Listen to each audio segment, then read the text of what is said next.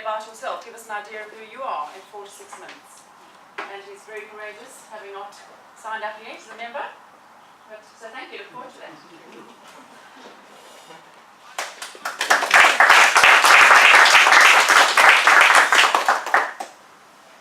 Ladies and gentlemen, I'd like to introduce you to with his speech about myself.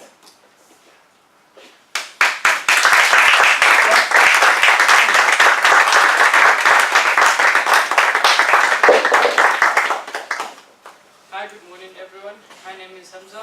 I'm 20 years old. I matriculated 2 years ago. Ever since I started working for my father and his partners, they own a corporate finance, advisory and private equity firm.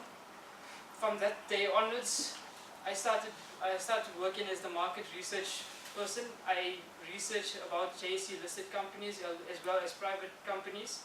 From next year onwards, I actually want to resume my studies. I want to study law. My hobbies are watching sports and playing sports such as soccer and tennis. My favorite soccer player is Cristiano Ronaldo, and I think he's one of the best soccer players in the world. Thank you.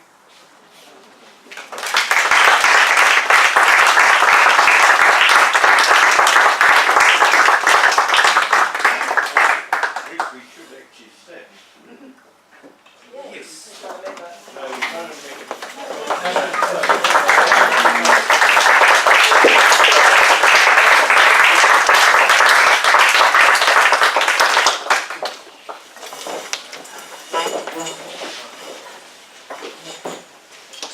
Thank you, Mr. Sergeant at Arms, for keeping me reminded of our protocols.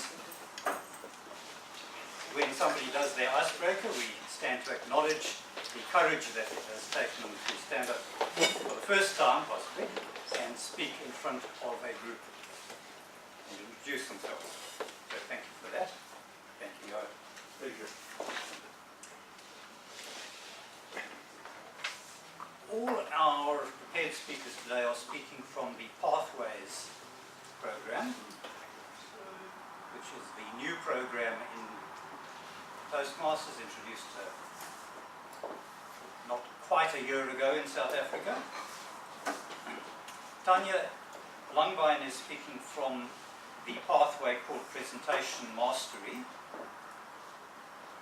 And Tanya has given me the following introduction to read to you. Executives have the challenge of facing hostile audiences all the time. There's nothing tougher than dealing with writers and editors from the media and the press. The toughest of them all are the journalists who specialize in live transmissions.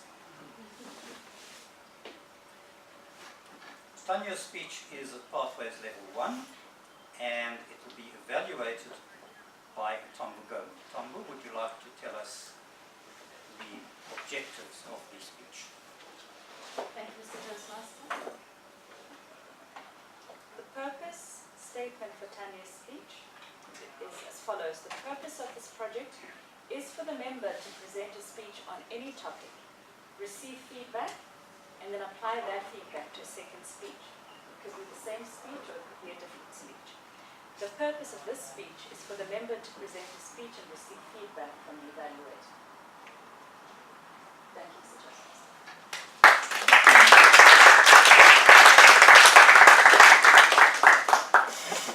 And all the speeches from here on are 5 to 7 minutes.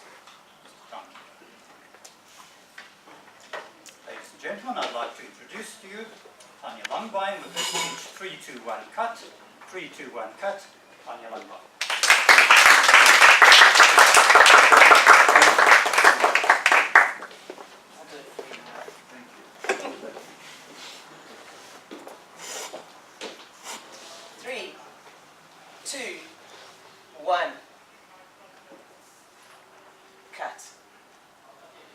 Toastmaster, fellow Toastmasters, visitors and guests, Media Training Day. There are 6 executives, and one of them we've gathered in the boardroom. All we know about the day ahead of us is that the morning is filled with theory and exercises, and the afternoon is filled with practicals. I'm sitting there in front of the global head of public relations, who says the whole purpose of the day is to understand how to deal with journalists. She quickly starts with the theory. She's going from one exercise to the other. I realize very quickly there is no manual, and there are no exercises. She just goes from one bit of theory to the next. But what I do realize is she starts to do this between some of the bits of theory. I cannot wait for you to meet Johnny. Johnny is a journalist from Cape Town who's the best in the country. Okay? She goes on to the next bit of theory. And she does it again. Johnny is unbelievable. Johnny is going to annihilate you guys. Johnny has taken every single executive down. Johnny is unbelievable. I'm getting pretty terrified of this guy called Johnny, clearly. It's lunchtime, we're having finger snacks, just outside the boardroom. Ahead of the boardroom is a door, and it starts to open. In walks Johnny. Behind Johnny, two strapping lads. Camera equipment and lighting equipment on their shoulders. They walk past us, they don't look at us, they don't acknowledge us, they go straight past us into the boardroom. And immediately, I can hear the furniture is being moved around. I'm sitting there, quite apprehensive now for this afternoon of practicals, and I'm thinking, what on earth from Toastmasters can I use to get me through this day?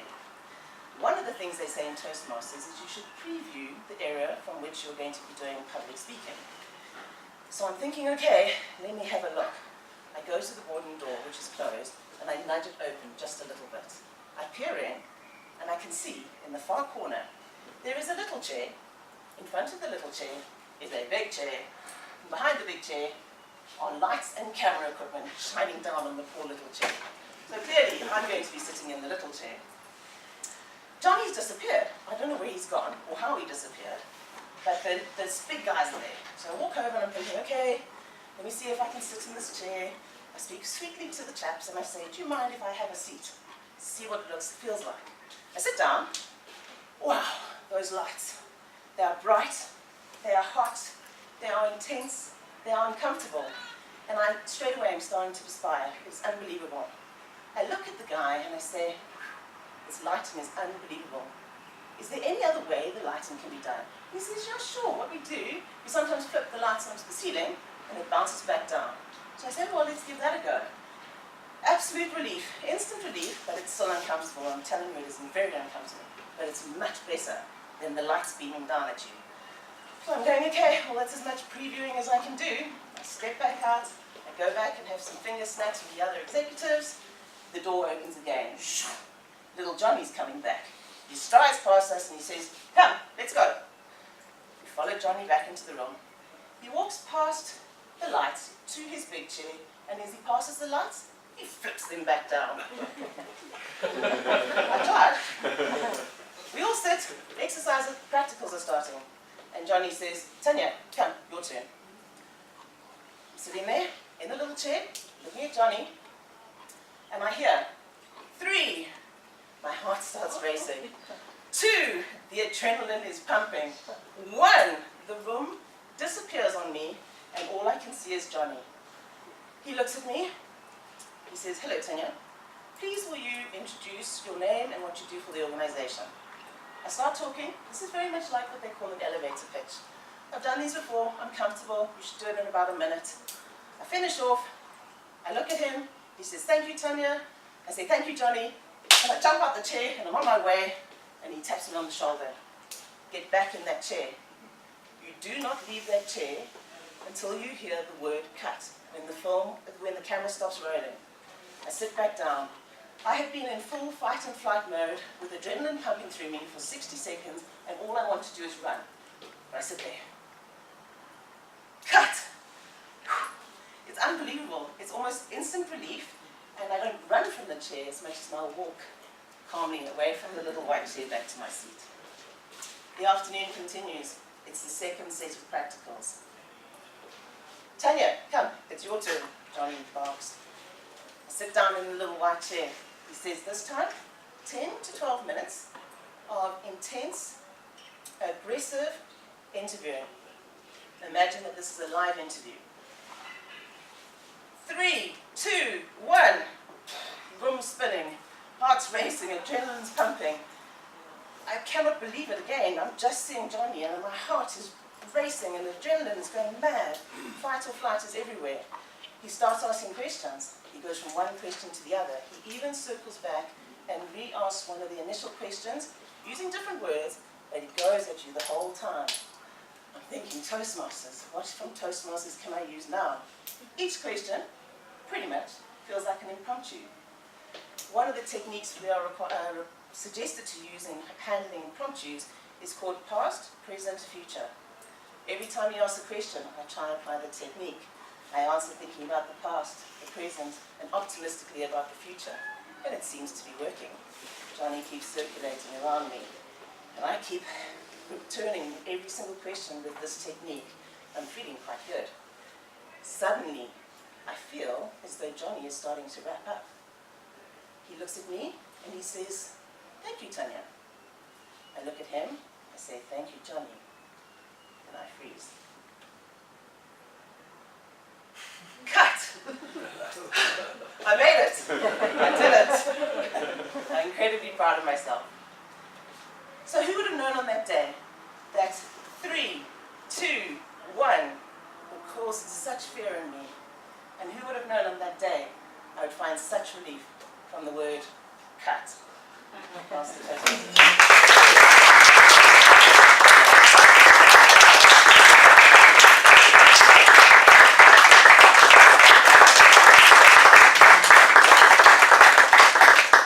Thank you, Tanya. Cut. You can now relax.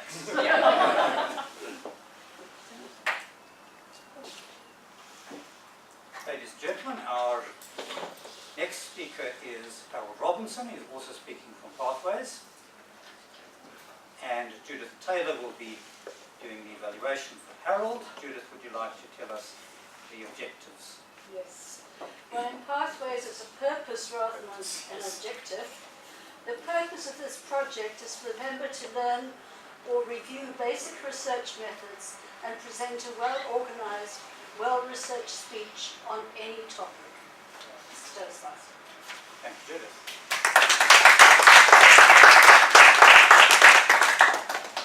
Where would you like the lectern? Leave it there. Good. Ladies and gentlemen, please meet Harold Robinson.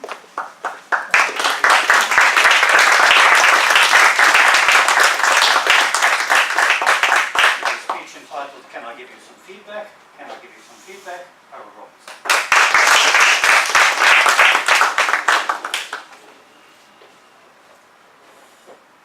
Mr. Toastmaster, ladies and gentlemen, imagine you giving a presentation to a board of directors, a very difficult presentation. Finish, and you and your colleague leave, and you're walking back to your office, and your colleague says, "Can I give you some feedback?" Hands up if you immediately say, "Yes, please, give it to me." One or two of us. If you're like me, my brain says, "Uh-oh, what have I done wrong? What's he going to point out to me?" And apparently, most of us are like that. In fact, it's not just a matter of attitude. It's actually wired into our brains. Dr. David Rock is a leadership expert, a coach, and he runs an institution called Neuro Leadership. And they do a lot of research on the brain's reaction to various work and social situations. And one of those situations that he has been looking at is how people receive feedback. It seems we don't like feedback very much. There's 3 common perceptions about feedback. The first one is that we think we hate feedback. When someone gives you feedback, your mind is saying, this person is telling me what I did wrong. He's criticizing me so they can feel good about themselves. And that's what we actually wired. We wired with that defense mechanism is what they've actually found. But it turns out it's not so much that we don't want feedback, it's unsolicited or unwanted feedback that we don't like. The second common perception that is found about feedback is that we think that poor performance is because the person doesn't know their errors. and that if you point out their errors, that they're going to change that. Outlining errors is a good idea, but we should also focus on what they should do more of. And that's actually something we get right in Toastmasters, because we do focus on the positives of a speech when we give evaluations. The third common perception about feedback is that it must be giver-driven. Irrespective of whether somebody wants the feedback or not, we give it. And David Rock suggests that it's because the giver gets a status boost. Either they feel like they're helping someone, or he calls it the "I told you so" effect. There's a guy called Ed Batista at the Stanford Graduate School of Business. And he writes that to say that feedback is a gift or the breakfast of champions is not wrong, but it doesn't actually take into account the stress that somebody undergoes when they receive feedback. In fact, you can get so distressed receiving feedback that you actually switch off and you actually stop listening, which means that your learning process stops and the feedback is for nothing. So where does that leave us at Toastmasters? In most clubs, I get assigned a speaking slot. I arrive at the meeting, I give the evaluator my feedback form, or my evaluation form. I give my speech, the evaluators meet, and then the evaluator gives the feedback, and for the first time, I'm receiving the feedback from the evaluator. Now, if one-on-one feedback invokes stress in you, what happens to you when you get feedback for the first time in front of a whole group?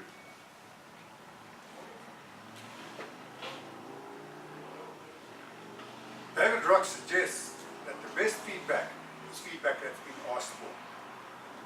He goes so far as to say, rather than everybody giving feedback, everybody should be asking for feedback.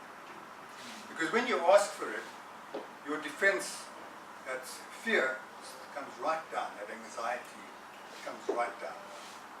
And it makes it less stressful both ways for the receiver and the giver. You should ask for it regularly so that you can get it regularly, and that you can determine at your own pace.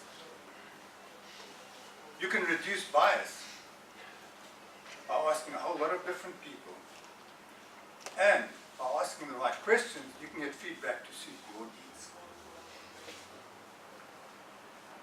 Our Toastmasters model doesn't really, the way that we've designed it, doesn't really allow for ask for feedback. But as a club, we can change it, and to a large extent we have been working on it, we've been adapting it. But if you can't get asked for feedback, I would suggest there's three things to make feedback more valuable that we can do. Certainly one of them, if not all three. Firstly, if we go along with what David Rock says, the speaker should drive the process, not the evaluator. So the speaker should let the evaluator know what they're looking for. Secondly, the evaluator should make sure that they get in contact with the speaker before the meeting. And the third thing is, before the actual evaluation is given, the speaker and the evaluator can decide together how this evaluation is going to work. Because they can determine together the content and the format of the evaluation. In conclusion, let me say that feedback is necessary. We do need feedback to be able to improve.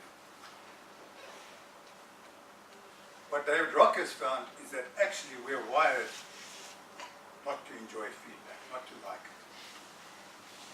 But if you ask for feedback, that's an easier way to do it. From a Toastmasters point of view, I think an agreement between the speaker and evaluation on the format and the content of the feedback would go a long way to being far more effective than maybe it would have been in the normal standard routine. So you want my feedback? Only if you ask.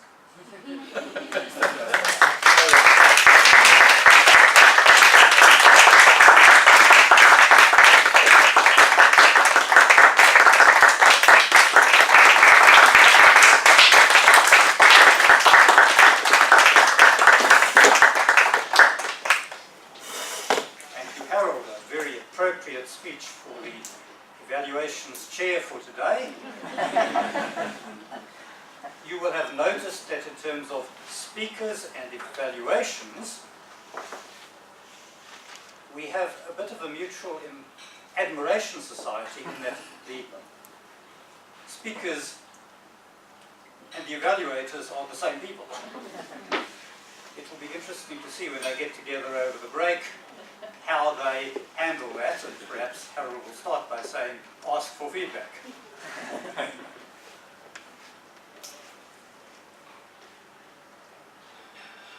Right, so you've already heard in some way from the people I'm about to call on. Tamgomo is our next speaker, and she's speaking at Pathways Level 2.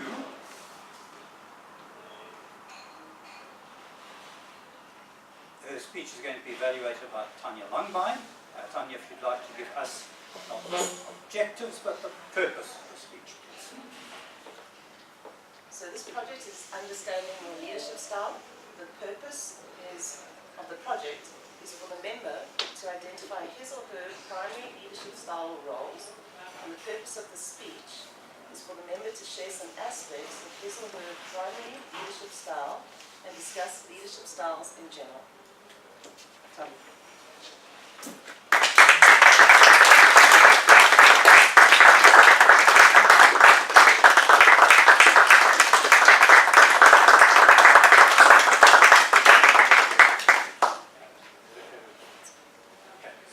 Ladies and gentlemen, I'd like to introduce to you Tom Gomu with her speech, Leadership Buzz. Leadership Buzz, Tom Gomu.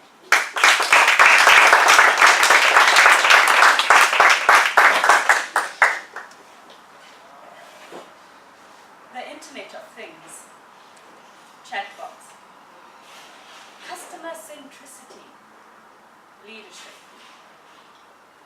Mr. Toastmaster, fellow Toastmasters, guests, visitors, these are just a few of the buzzwords that we got so tired of hearing in 2018. Yes, leadership became a buzzword. It became a lead topic, a trending topic. Call it ubiquitous if you will.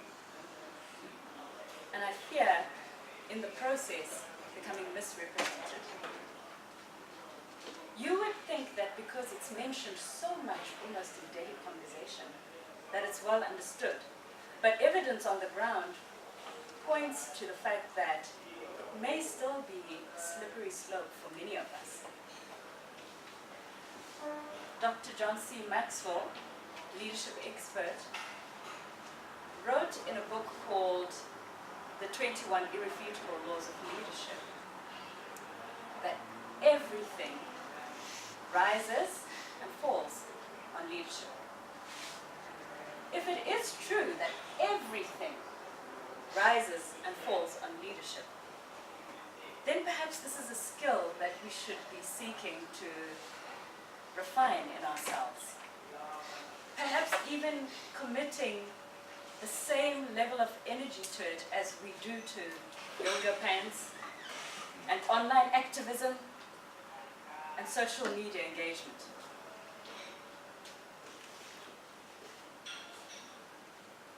Each of us, in one sphere or another of our lives, turns out to have a leadership role. Perhaps as a colleague, as a parent, as a sibling, even as a WhatsApp administrator. You laugh, it will be on CVs soon.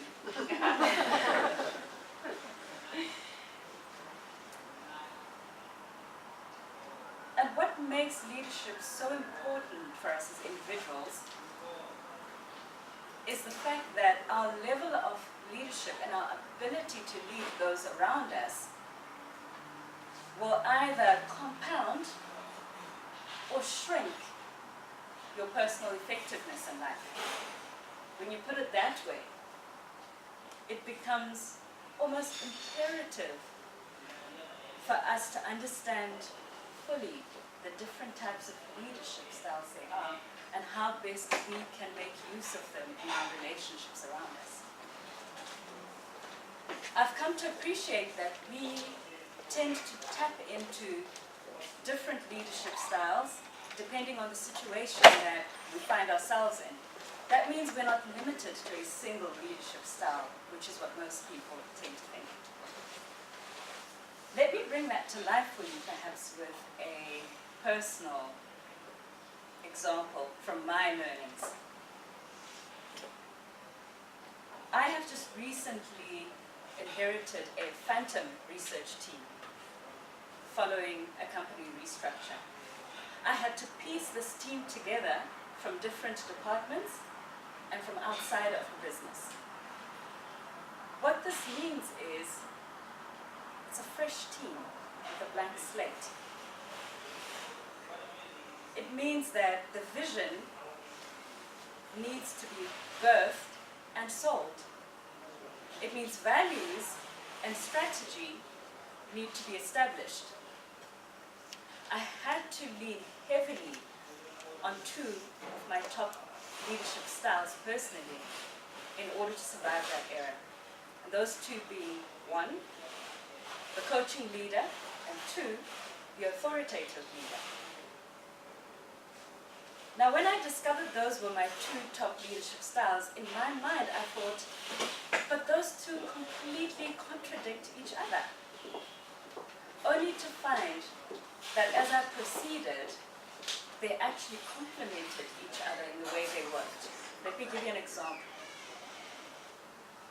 As the team was forming, I had to use my coaching hat, because this was the time that I needed to engage individually with the new team members, to affirm them for the reasons why they were in the team. And that was the time I also needed to gauge what support I would give them in order to set them up for a successful future.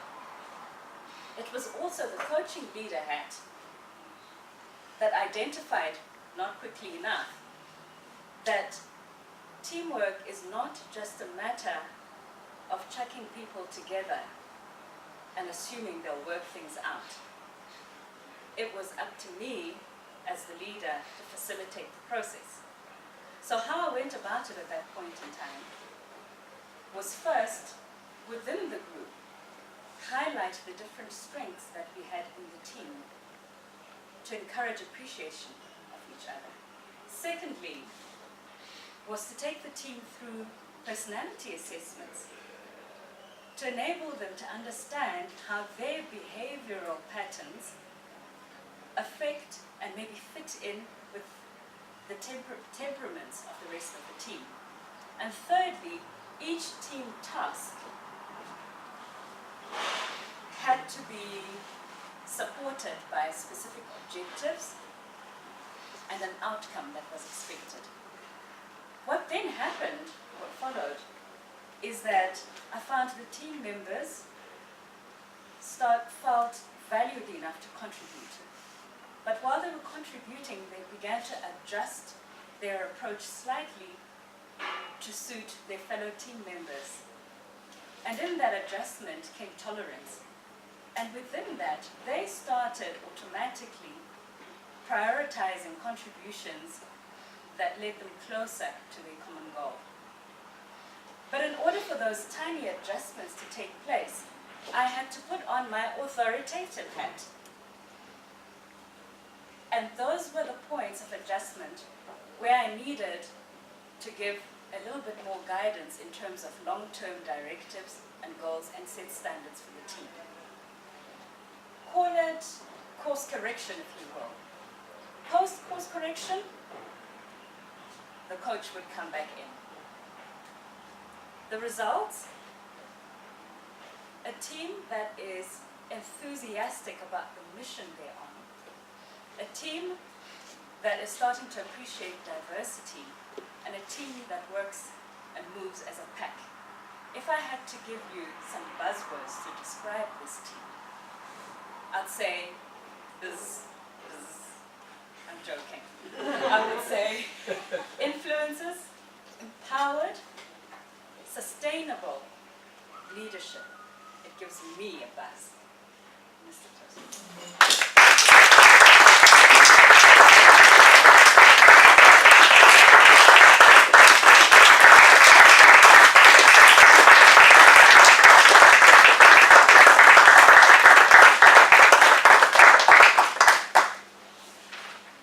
And thank you also for using the word of the day, which, although it is ubiquitous, has hardly been ubiquitous so far in this meeting.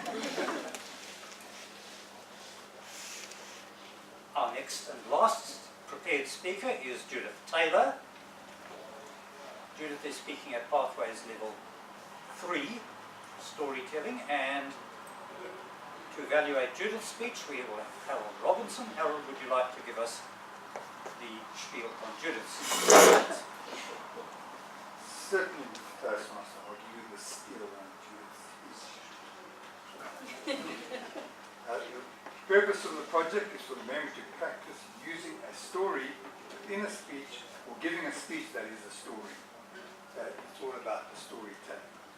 And it can be personal, well-known, or fictional story, whatever Judith chooses. Thank you.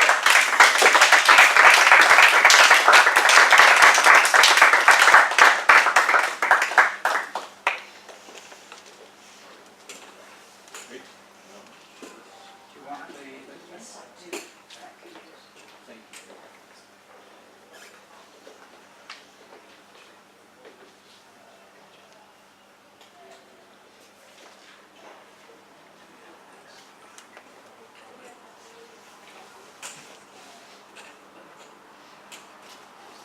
Ladies and gentlemen, Judith Taylor, with her speech, The Little Red Light, PG-13, The Little Red Light, PG-13, Judith.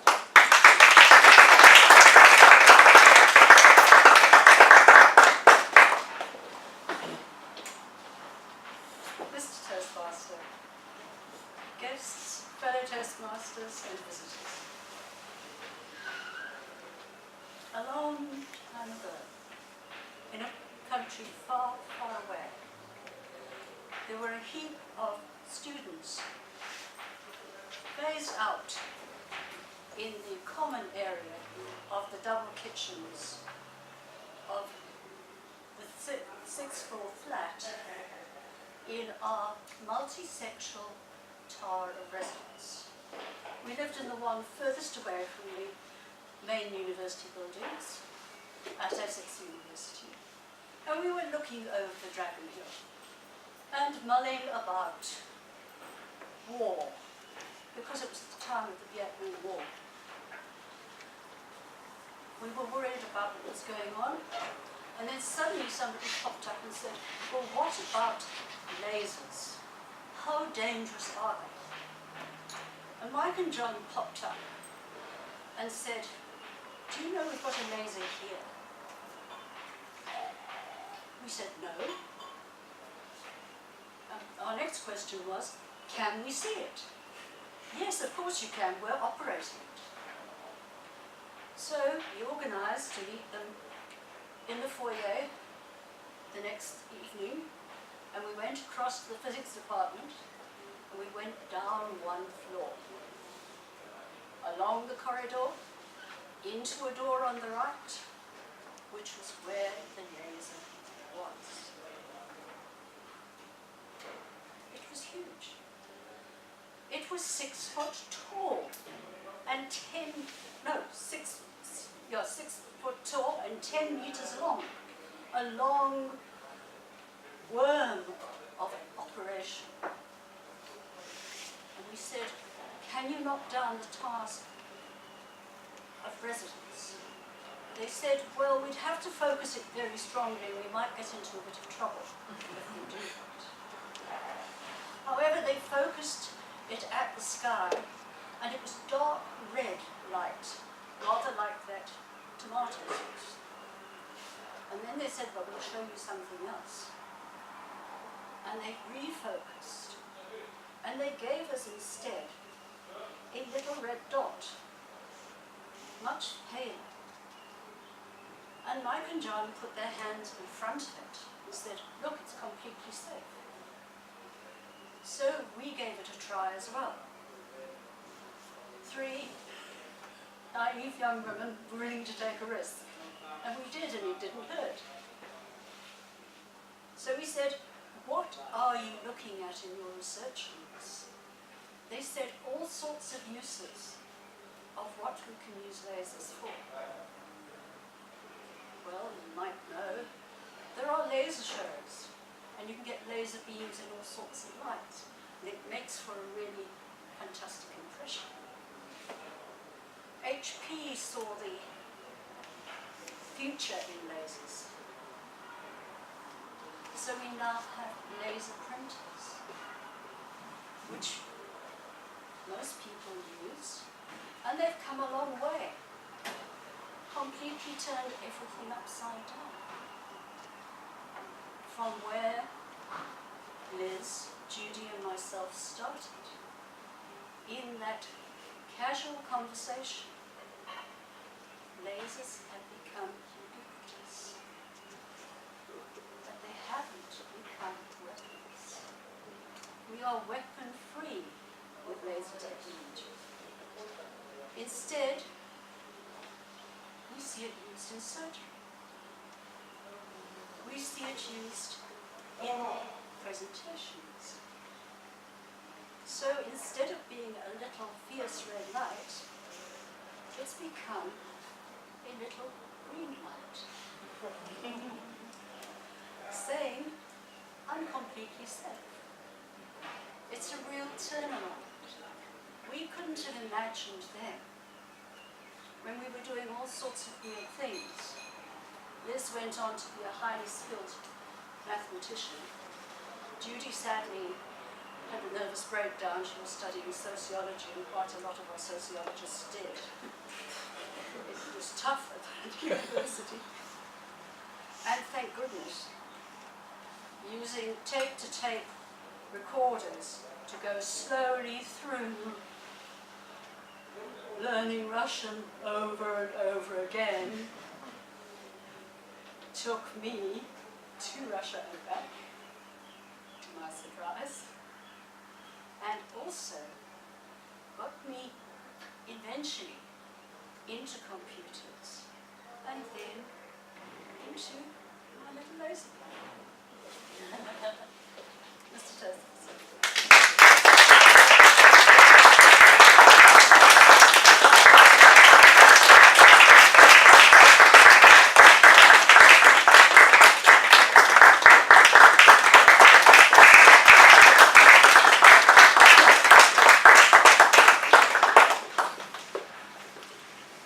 Thank you, Judith. On the table in front of you, you should find a sort of paper, something like this, where it says ballot at the bottom. Please fold that over and tear it off.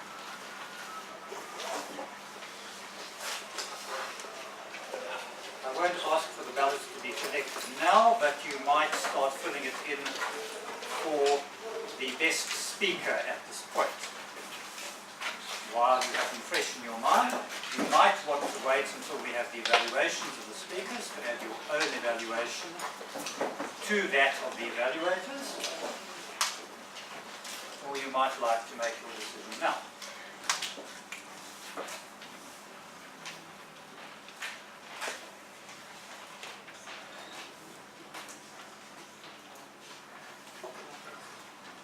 I'm then going to call for another one of our role players, our timekeeper. Jerome, if you could give us a timekeeper's report on the speeches by the speakers. So we list this also. Hamza, if I pronounce your name correctly, 44 seconds. Well done to the icebreaker.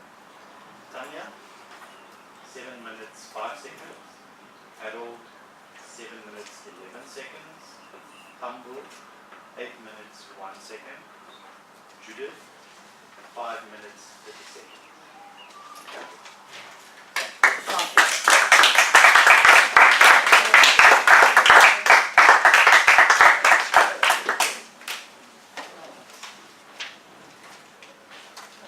We'll be taking a break in a few moments.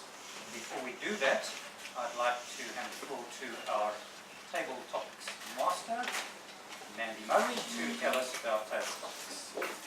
Mandy.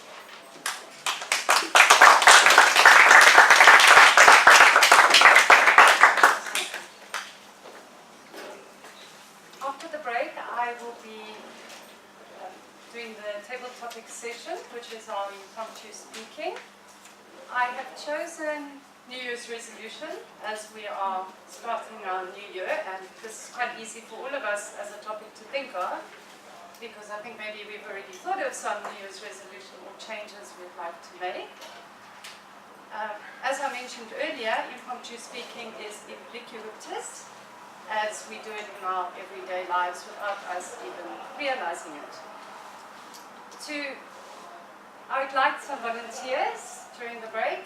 Anybody can come up and say that they'd like to speak. It's 1 to 2 minutes that you need to be speaking about your New Year's resolution and how you're going to make that effective this year compared to when you were here last year, January, or wherever you were last year, January, and it never panned out, or worked out, or lasted long. And if I don't find any volunteers, then I'll have to find victims, because it is hot seats and I'm allowed. To help you with the table topics or impromptu speaking, a couple of tips that I researched. One was to be confident, to pretend like, and you do this every day. The second is perhaps less is more, so even though you have 1 to 2 minutes to speak, it doesn't mean you need to go over the 2 minutes. You can hover in between that 1 to 2 minutes. And the last thing is perhaps to think like you're talking to your best friend, and to share some personal, to try and adapt a personal story to your impromptu topic. That's about it. So if you would like to chat to me after the break, I would appreciate it. Thank you, Mr. Toastmaster.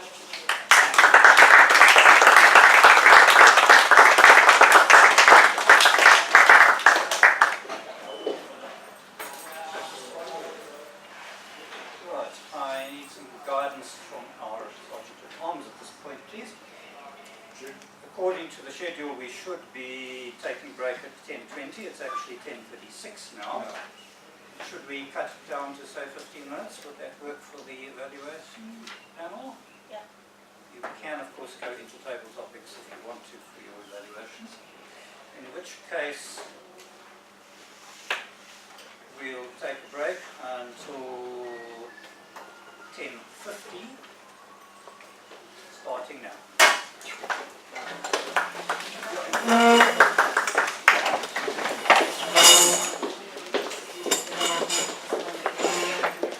Why isn't the aircon working?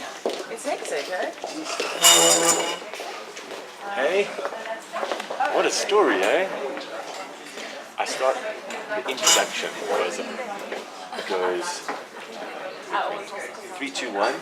cut, Tanya. What happened? Why? Did she get fired? Did she get fired? Yeah. I was like, oh, that story went to my head. Sorry. Yeah. Oh well, No, you were curious. Yeah. But it's amazing, like the way that you described it, as it felt like I was sitting in that boardroom. Yeah, good. Thank you. I appreciate that.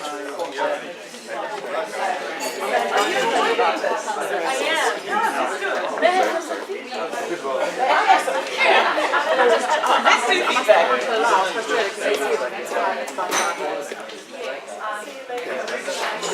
If I'd known it was 30 seconds, I would How many minutes privately before we meet you as a panel? We're going to do one-on-ones and then a bit, so we've got... No, we're not meeting as a group. Not all as a group. That's fine. Excuse me. Come in, after you go to the buildings. I'm not joining you. So far, so good. It's kind of not fun, like you're just perfect. But it's actually I thought I told them not ask. What? I thought the yeah, do you probably know the new face? I'll find out some pictures.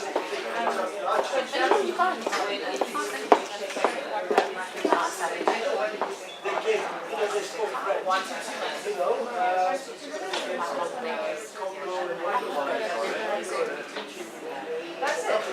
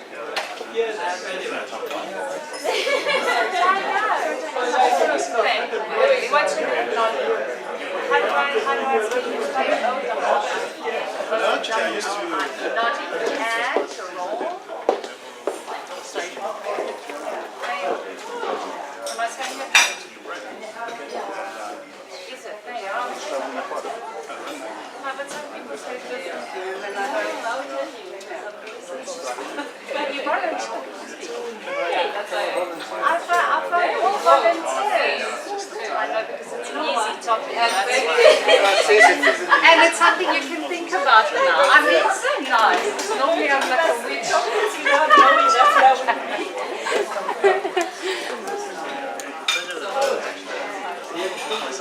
Hello. Volunteer victim, nice.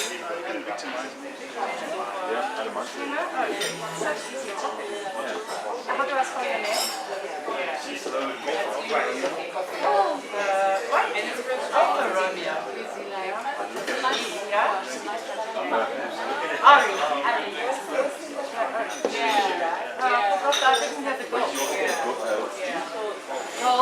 Alpha, Romeo, I took my daughter that. Yeah. NATO or whatever. Yeah, I made it vertical, so I talked to her about sometimes when you're talking to me, it doesn't know the letter, maybe I switch back. Yeah, and when you travel internationally, okay, thank you. Let me try and print now. And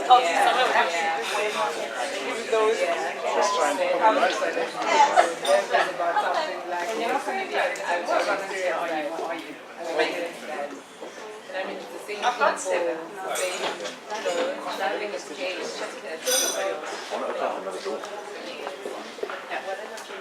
So we're fine. And what you say, you never get over the fear that you want to learn how to control that and To you too. That's a good one. That's it. So we have to quite a nice step. she just wanted to say what they say.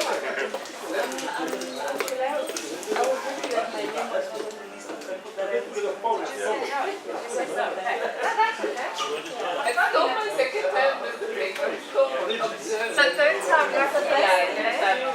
Next time I'll come to you. Just like you bet someone, you don't want to do it. And as soon as you finish, It's crazy. Because what you said is kind of like free me in that because you won't conquer the fear, but you never get labor. Yes. Why do you think I'm asking because it's exactly the same philosophy of running.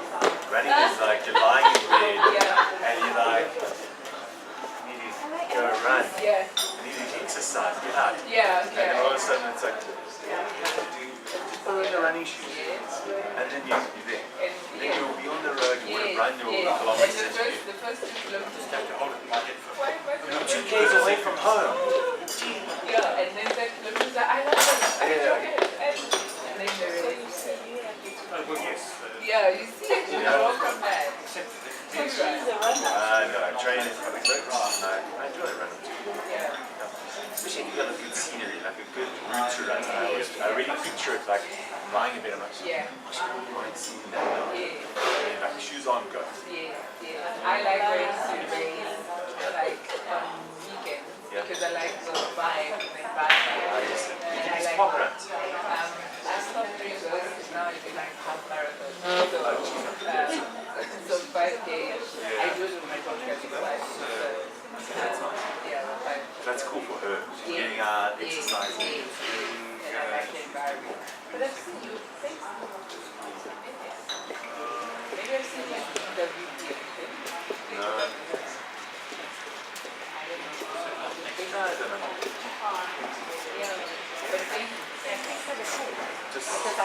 Nobody, I mean, somebody One of those should things have telling you. to look back. Should I press it? 3 years now.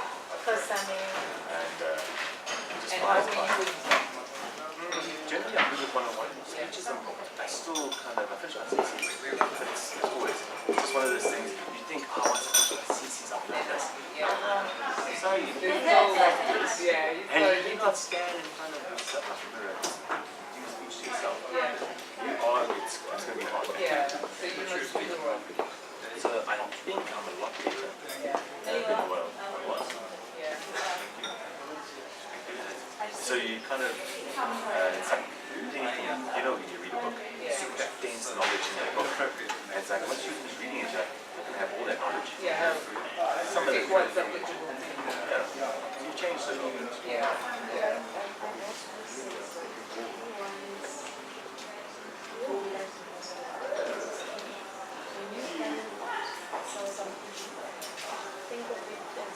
Hello, Chris. So that's sort of how I summarize this when I get there. No, I know what you want to try.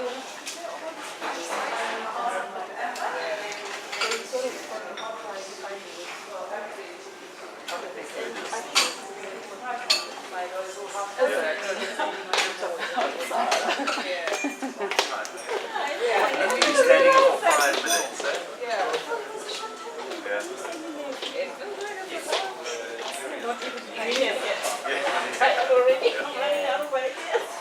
Yeah.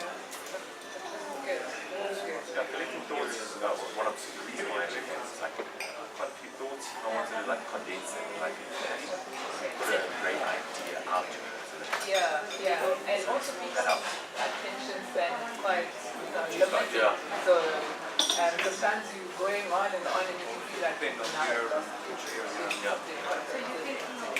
Honestly, these manuals are really good. It's like saying you use topics like listen, think about this, because they help us, people's concentration. They're kind of waiting. How do you ensure that you keep on getting interested? Yeah. So, like I said, I just want to stop talking about it. A little while. Just use pathways, digital, and it's like, yeah, cool. It just pops up. I haven't yet. To be honest, this time slot suits me. cake is going, anybody?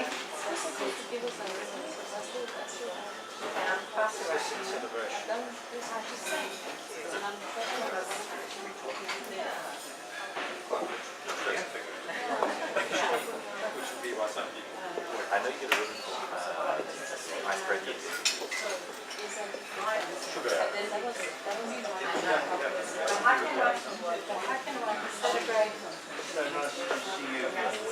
I don't know what ribbons they got, but I've seen this quite a few.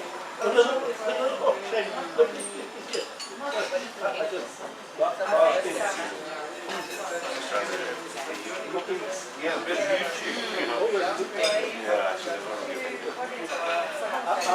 Yeah, people are reluctant on the first one. I think she's got to come here for a He got the knowledge as well. You want to get to a certain level, they're like, okay, cool. Payment works 6 months, and it goes from September to March. That's usually from March until September, so that's a full year. I was actually thinking about that.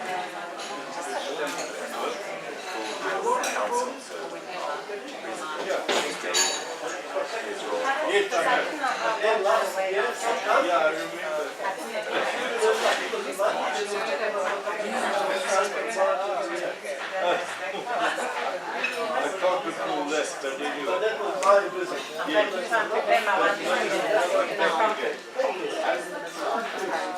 Yeah, so usually just March. And then from there,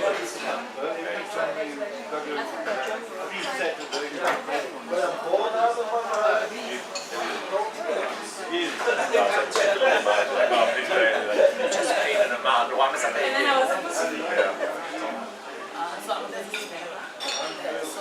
it's 6 months. You should be treated like a spread.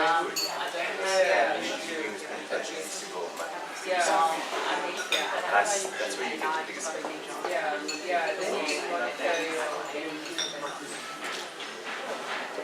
it's like running. If you want to be running,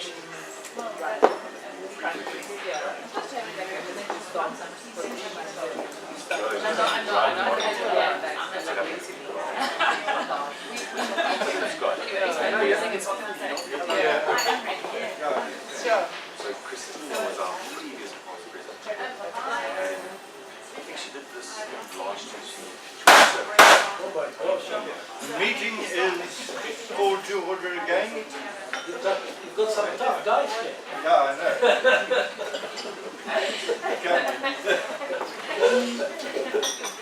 It's now my pleasure to hand control of the meeting over to Madam Table Topics.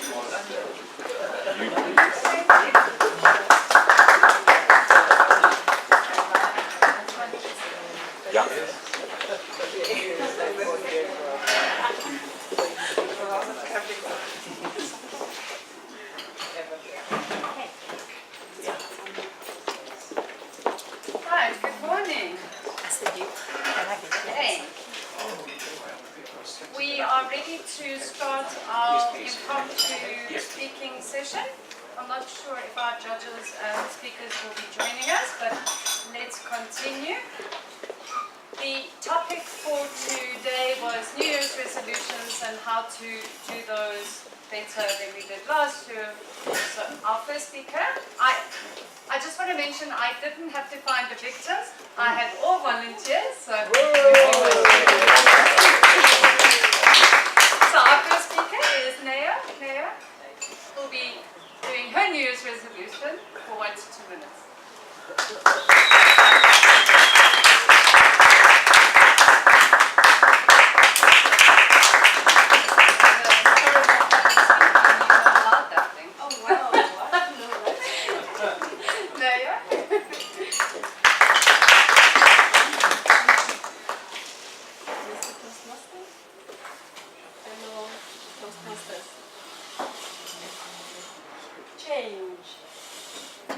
Change is ubiquitous. I don't have New Year's resolutions because my year starts on my birthday, which is November, so I normally don't have New Year's resolution. But I know that change is what I'm working on, because without change, there's no growth. So I would say that because of that, my New Year's resolution that started in November, which I'm already in it already, is that I'm changing. I'm doing things differently. I'm reviewing my goals. I'm reviewing my plans for the year. I'm reviewing my plans for the career. I'm going back to school, so change is what I'm all about. Thank you.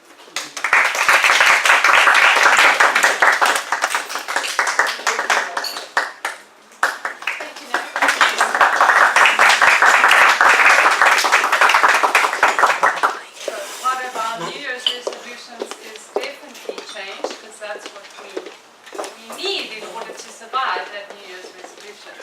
Our next speaker is Jenna. Jenna is a visitor, but has secretly told me in her ear that she is definitely signing up. Oh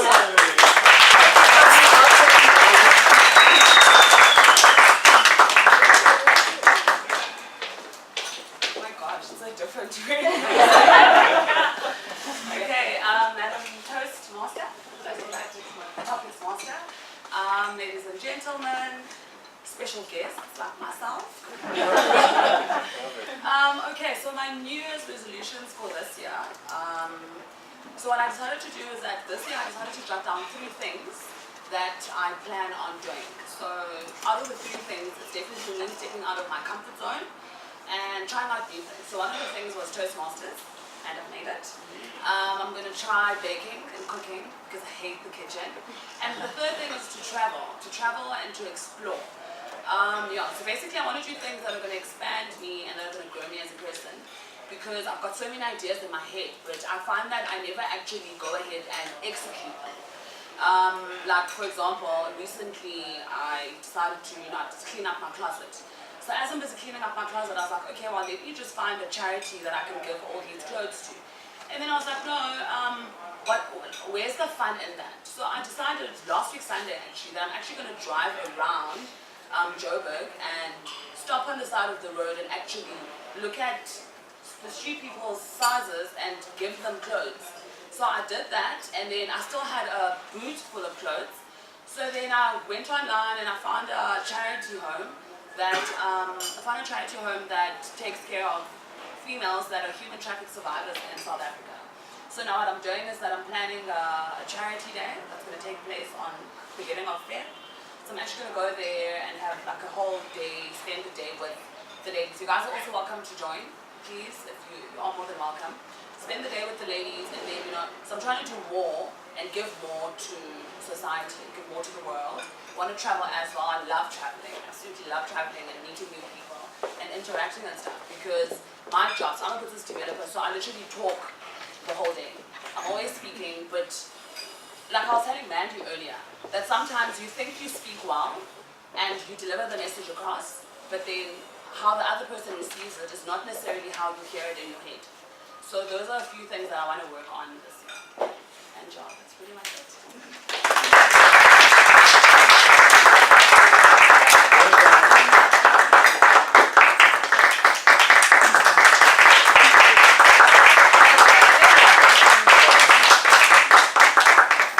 Your New Year's resolutions sound quite similar to mine. I also cleaned out my cupboards, but I gave it to my charity starts at home first, my ferry, and then we spread out from there.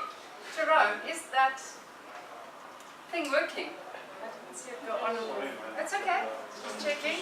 Was I giving Jenna the whole rundown on a green, yellow, and Sorry, you were so enchanting. Yes, he was mesmerized. I actually saw him totally mesmerized. Your New Year's resolutions only. I hope that. Right. Our next speaker is also a guest, Nali. Please help me welcome Nali.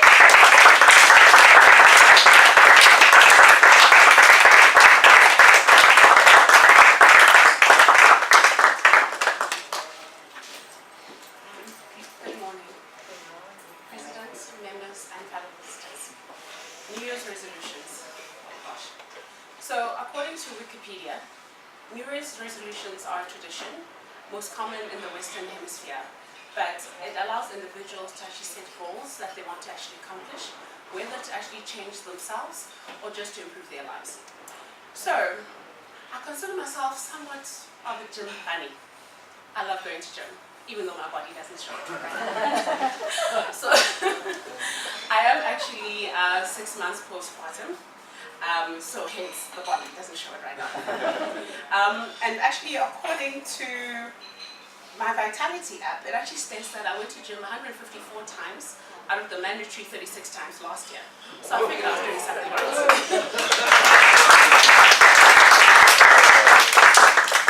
So similarly to this year, I actually decided to actually have weight loss and actually living healthy as one of my New Year's resolutions. So I went off, bought a journal, and actually wrote down exactly what I'll actually be achieving each month. So every Sunday evening, I actually tell myself that every single day I'm going to wake up at 4:30 so I can be at gym by 5, gym for an hour. So I'm actually doing cardio first for 30 minutes, and then I'm going to do weights. In that way, while I'm actually trying to get slim, I'm also building muscle, because muscle burns fat. Sorry. Part of that, I actually then decided I want to join Herbalife, because somebody convinced me that if you actually have 2 shakes a day and then you have 1 big meal, you'll be able to reach your weight loss goals quicker. And then I also then decided to go and actually start an Instagram page. It's actually called Healthy Living with Melanie. So I'm actually tracking every day my journey to weight loss. So I post pictures of what I'm actually eating, the shakes I'm drinking, and myself at gym, just to motivate myself. So I do hope that in 6 months' time, I would have reached my ideal goal weight. That's my New Year's resolution.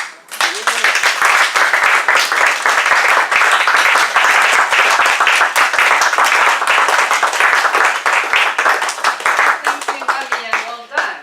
New Year's resolution we all want is to eat healthy and lose weight. It starts in January, and by March, we eat some chocolate cake. But I shall follow your Instagram. And some ate chocolate cake today.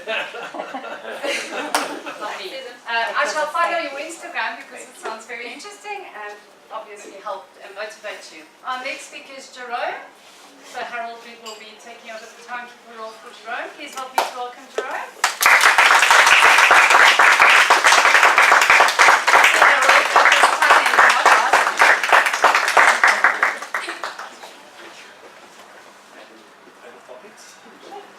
It's an exciting time of each of our lives. I can't say exciting time of the year because it comes every year at the same time. So New Year presents an opportunity for you to sort of, like they said, be traditional and say, oh, what can I do this year? What can I change this year? Out of the old, in with the new. All my enemies will see me rise, and you see all these funny posts online, and sort of like, it's all like, okay, what's going on, which enemies, what are they talking about? And I thought about myself, like just reflecting on the past year, 2018, some of the experiences that I've made, and 2 of the things that I felt I needed to highlight strongly is focus and being intentional. I'm a spontaneous person. I feel like, just being this happy-go-lucky guy is okay. Go through life, you wake up, okay, except on the weekend, you wake up on the weekend, Saturday morning, what am I going to do? Do I go hiking? Do I come to Toastmasters? Do I go swimming? So the idea of having too many choices feels like it's a comfort. And I thought that the lack of being intentional creates too many opportunities for other influences to come into your life, and it eliminates boundaries in your life. So I feel like by being intentional, we create boundaries, we create structure for where we want our lives to go. So if you don't have those, if you're not being intentional, then it's almost like you're allowing the forces of the circumstances in your life to direct your path. But by being intentional, you force the direction of your path. The intention mapped with a strong focus where you eliminate things that you feel don't serve you or won't be good for you. So I think that's where I want to go, especially like in a number of areas like career, spirituality, relationships, and things like that. I don't want to find myself repeating the same lessons. If you can't learn from your past, then it's not a lesson. Then it's actually just wasted time. And that's the idea of our lives, is that we learn and apply that insight and be progressive in our lives forward. Thank you.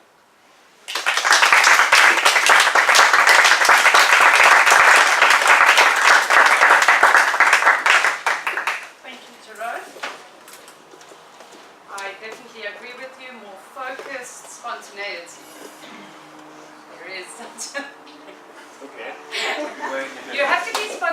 advice regarding asking women out on dates, but be very focused. I'll take that under advisement. It's expensive these days. Oh. I went to America recently and everything's drive-through, by the way, so the date is So we're chilling the parking spot. right. Right, our next speaker is Adrian. Please help me to welcome Adrian.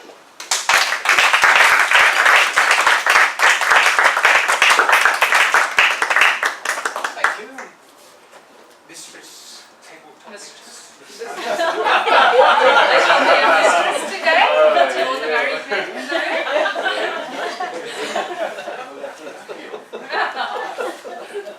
I spent Christmas and New Year in Cape Town, and I stayed at my wife's sister's apartment, which overlooks Greenpoint.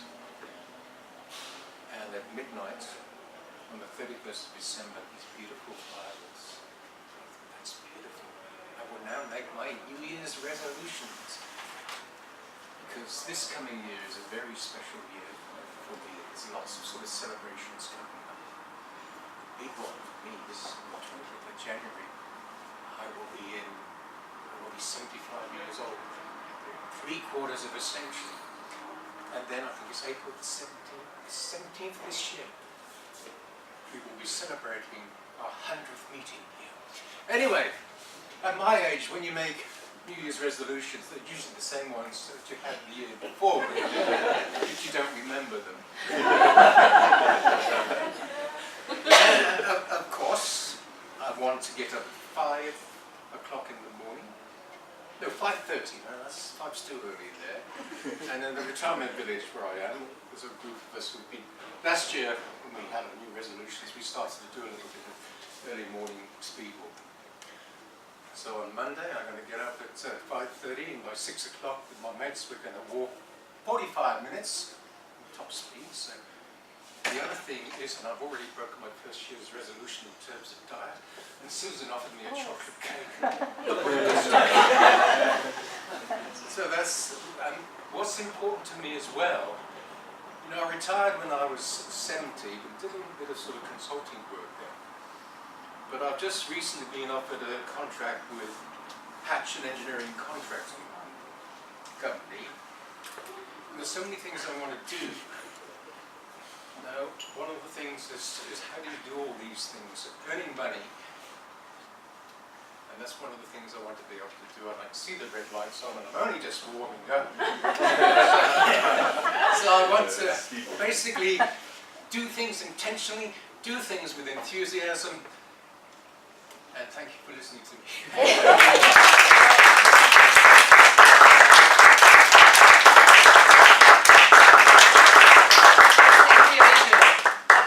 Do a speech soon, because we were all sitting there mesmerized by this activity that you're going to be doing this year. And I must say, for 75, you look absolutely amazing. I know you have a lot of parties at your retirement village, so I'm coming to you for tips, because you look amazing for 75. Okay. Our next speaker is Amy, who's been to the meeting, what, 3 times now? So please help me to welcome Amy.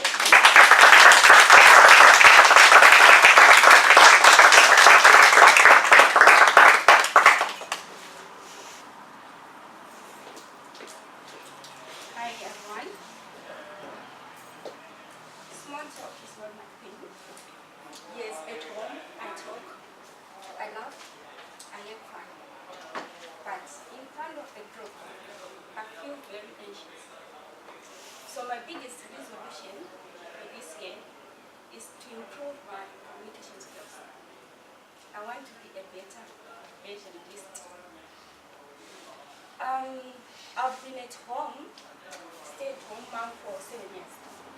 I worked in Zimbabwe for about 3.5 years in finance. Then when I came to South Africa, I was at home. So going back to work was very challenging for me. It was like all my confidence levels went down to 0. And to make matters worse, my manager wanted me to give results as soon as possible. And it's very difficult for me. So, I hope by coming to Toastmasters, I'll be able to improve my communication skills and be able to get work. resolution for this year. And the other thing is, I want to go back to school. I know by going back to school, you improve yourself and you improve in many ways. So that is the other resolution. And my other one is to have fun.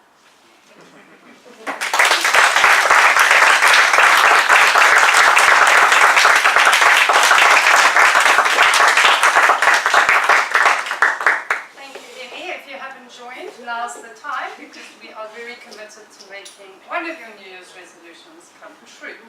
When you finally graduate from your studies, we shall have fun with you by partying, especially Adrian and I, and drinking with you. Yes. So we can hope to achieve all three. Our next speaker is Gary. Please help me to welcome Gary. Thank you.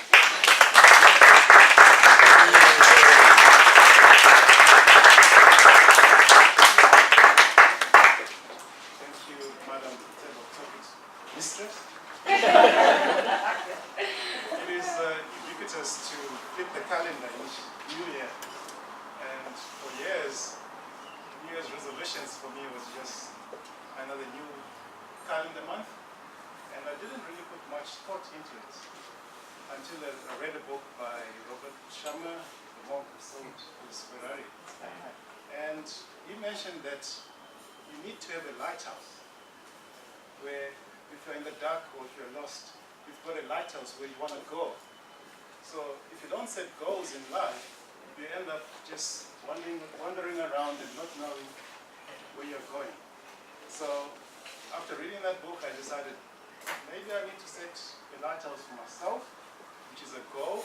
And New Year's is part of, it's actually the right time to set goals for myself and, look forward and be willing to attain those goals and doing whatever it takes to get there.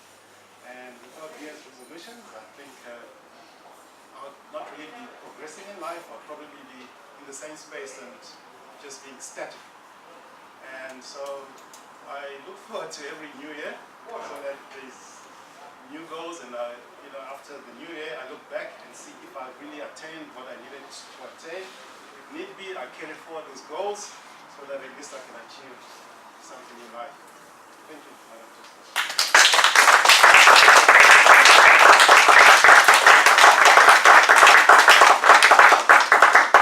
Lovely book. I haven't read it in many years. I've got it in my bookshelf, so perhaps I'll pick it up again. I enjoy how you use lighthouse. It's a nice way instead of resolution, because maybe resolution scares some of us. Our next speaker is Dino. Please help me to welcome Dino.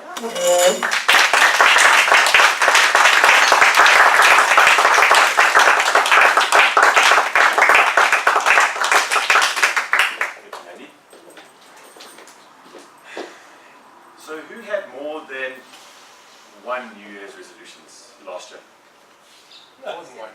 More than one, guys, come on. Okay, 2, 3, 4, 5. Okay, then how, I'm going to stop there. 5 New Year's resolutions. Like, Adrian, how many of those New Year's resolutions last year did you actually achieve? Oh, last year, I can't remember what I made last year. But I can tell you, I can give you 5 now. Okay. But I probably broke them all. That's why I have to make new ones every year. True. Well, if you're trying to remember 5 New Year's resolutions, that's pretty intense. So last year I had 4 New Year's resolutions, and I actually had a day of reflecting, and I started ticking off some of them, and I was really impressed. I got 3 out of the 5. And to be honest, that reflecting time gave me a kind of a, I don't want to say urgency, well, let's say, it gave me an urgency to set up new goals to try and strive for. And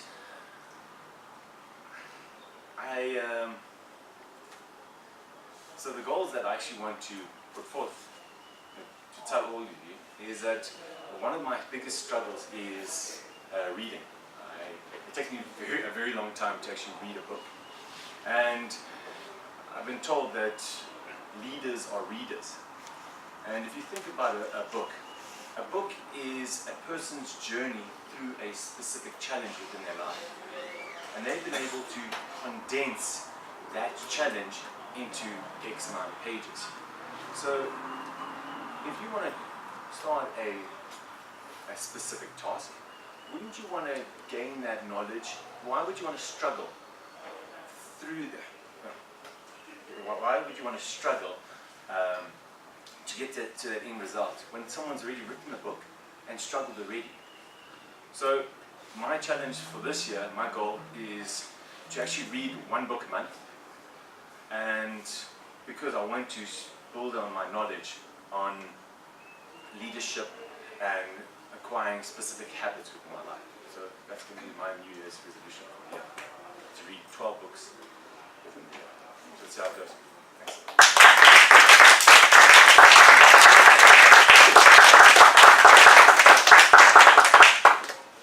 So reading will certainly help your vocabulary. Oh, I'm not saying you have a bad one, just because Harold must have found ambiguous somewhere other than the toilet paper word of the day. I struggled through it. So The Manco Saltis Ferrari is a very good book to start with. I've got it, thanks. Our last speaker of the morning is Suzanne. So please help me welcome Suzanne.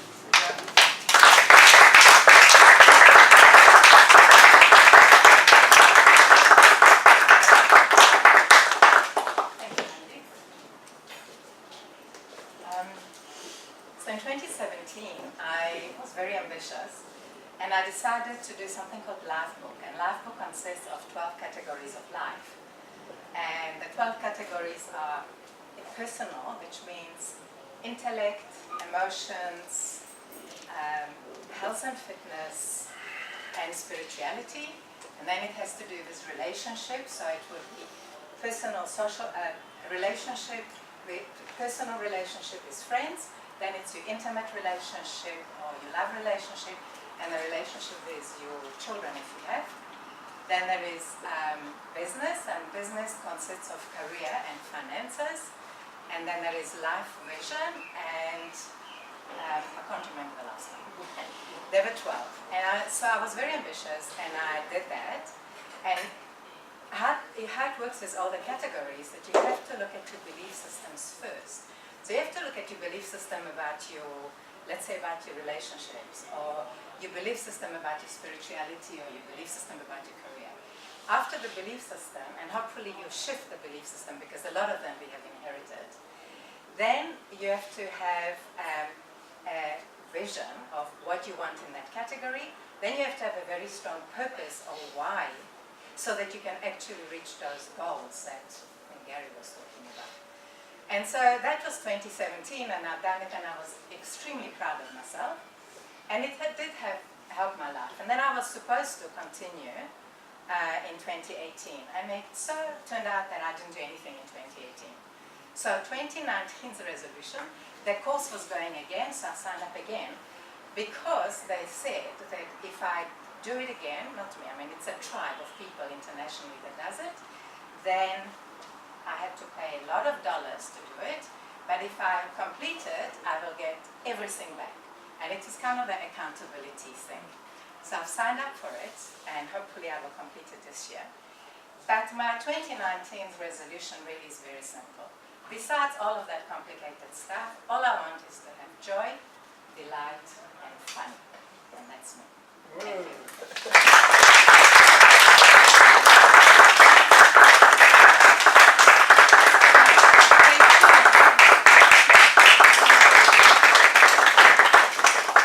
On your course, and hope that you get lots of dollars back when the currency is extremely high. Can we run through the times, please, Jerome? Nayo spoke for 1 minute 6 seconds. Jenna, it's Jenna. Jenna. 2 minutes 19 seconds. Very enthusiastic. Noli spoke for 1 minute 41 seconds. I spoke for 2 minutes 21 seconds. Adrian spoke for 2 minutes 29 seconds. Emmy spoke for 1 minute 25 seconds. Gary spoke for 1 minute 34 seconds. Dino spoke for 2 minutes 35 seconds. And Suzanne spoke for 2 minutes 30 seconds. Thank you, Mr. Timekeeper. On your slip of paper is the best table topic speaker, so please can you fill that out for us? And I don't think we'll collect that, I think we will collect later, so we can just leave it on the table.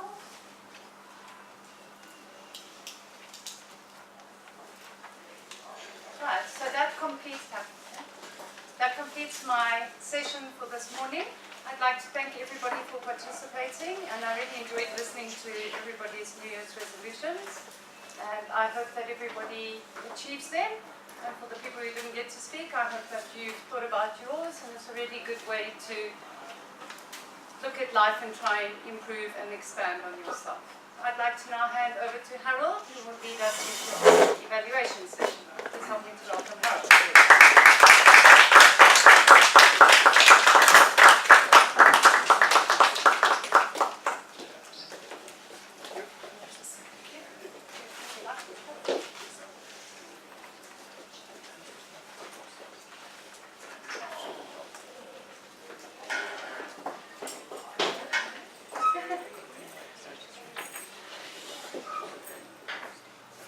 I'm not going to raise it because then you're going to see how much I'm shaking.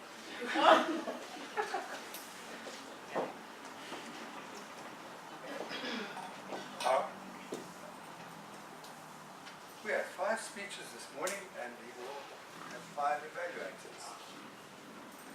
After that, we'll talk about the meeting and we'll do some voting on the best evaluator.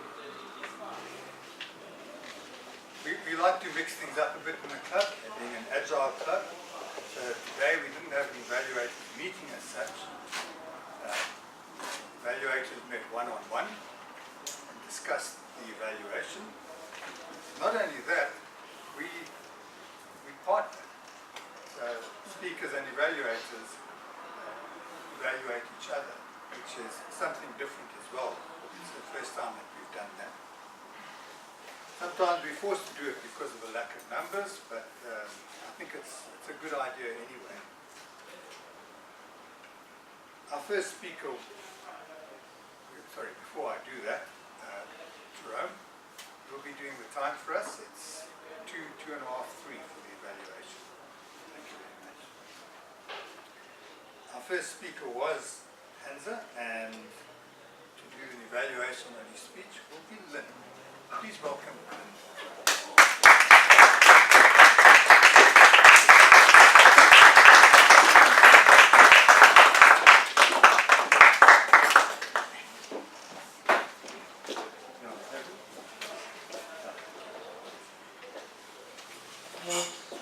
Hello everybody. Thank you. Hamza, thank you, and very well done. With our annual theme of agility, we also have tried to add variety in some form or another to every meeting, and there were some subtle ways that happened today, but you added the greatest value by arriving and saying, oh, I've got a speech. So thank you. By your own admission, that was your first public speech ever. And also by,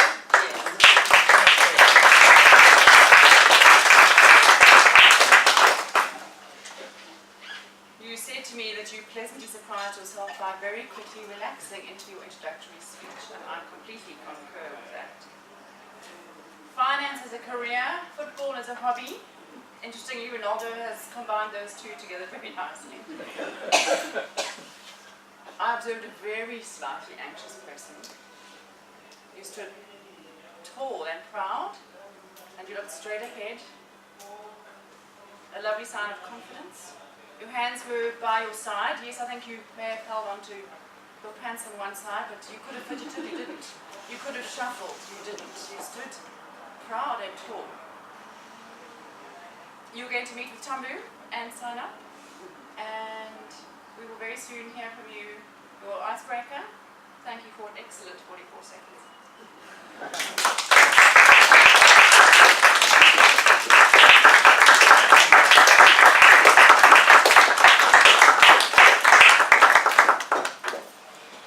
Thank you, Lynn. Well done, Hansa. Second, what did I just say? I thought you were going to speak German or something. Or combination. I think it's the influence of the Russian in our midst. Our second speaker was Tanya, and to evaluate Tanya's speech, please welcome Tanya.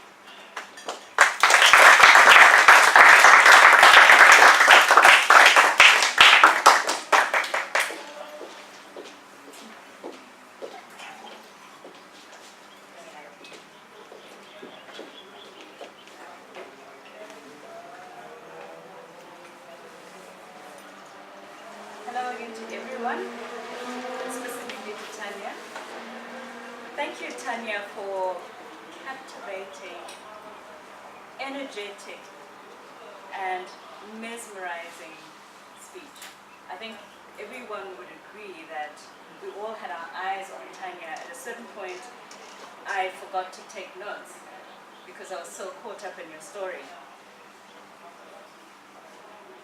Tanya, when I was listening to your speech, I loved the beautiful descriptors that you had. They were multi-dimensional descriptors that helped us almost visually see what was happening. We could see, you used color, you used texture, you used size, you used height, which made it so easy for us to be there with you in person.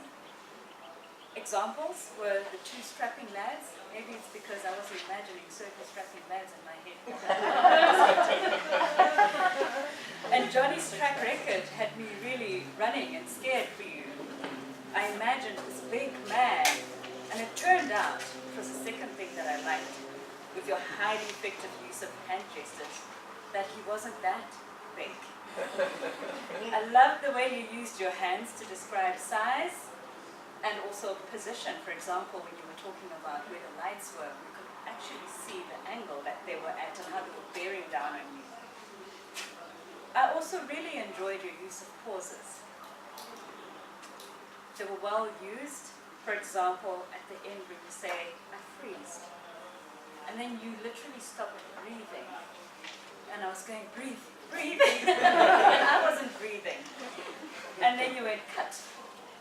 And we all let it go together with you. So that was really wonderful. Thank you.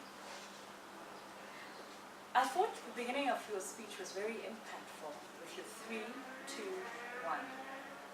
However, I felt that you were still a little bit nervous, and it may have been even more impactful had you taken some powerful pauses between your 3, 2, 1. And use the same booming voice that you used later when you did the 3, 2, 1. I also noticed that you may have been rocking at times. And I think it's simply a function of taking one step at a time that makes you look like you're rocking. If you would allow me to give you a suggestion, it may be to take 2 steps at a time, even if you're going forward or backwards, and that way it doesn't seem as if you're rocking. Then the one thing that really stood out to me in your speech was when you got to the point where you said 3, the room is spinning. 2, the adrenaline was pumping. And 1, to be honest, I can't remember what 1 was because I was almost passing out from anticipation. But that was such an effective point in your speech because you built up the tension and our adrenaline was also pumping at that point. Overall, Tanya, well done for a well-delivered speech. You are a great storyteller. I look forward to your next speech.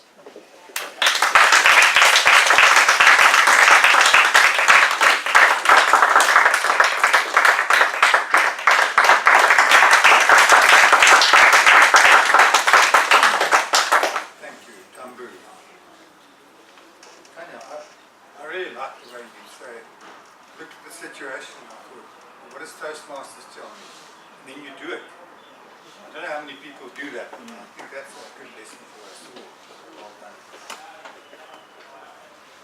Our next speaker was Harold. And to evaluate Harold's speech, please welcome Judith. Judith, do you want to do it from there? Or No, okay. Please welcome.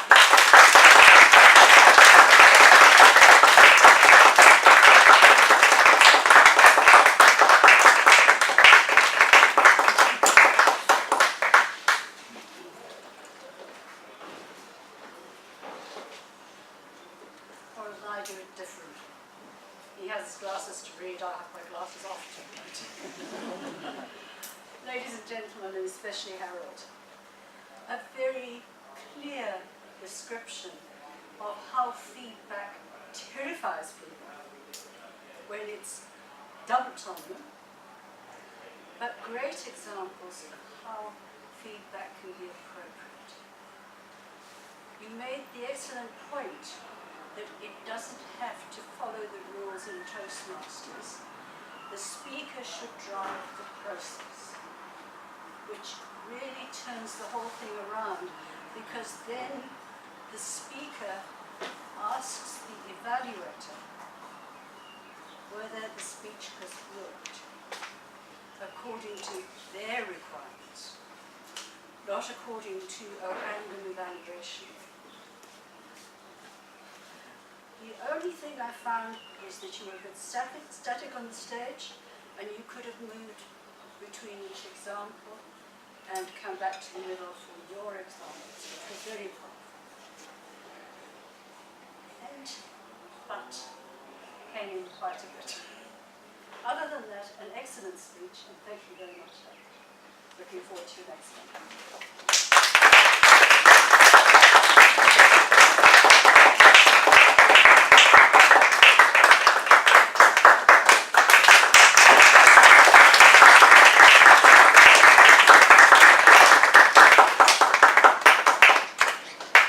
Thanks, Judith. It cost me a lot of money.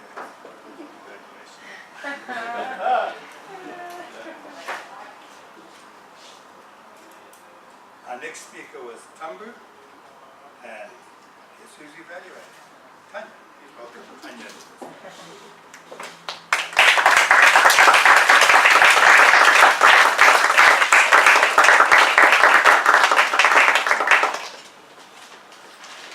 Lots of notes. Apologies.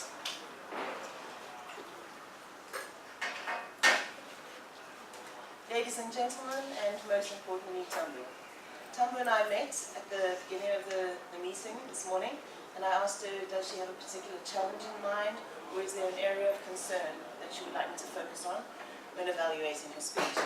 And she said she wanted to see, or me to comment on whether she links the theory and her personal story, and whether the connection or the point comes across clearly enough in her speech.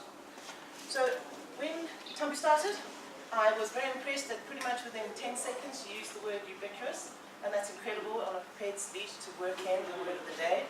So high five there. And then one phrase caught my attention that I really, really liked. You spoke about the slippery slope. So I love those two bits of word of the day in English. The first part of the speech spoke about the rise and fall of leadership. It spoke about leadership types and leadership trends. It was all the serious stuff. And then Tambu started speaking about different types of leadership, and for example, leadership at home, and then the WhatsApp scenario. And I liked it that it kind of got a bit more humorous, and you could feel things were changing. So she's moving through different chapters of her speech.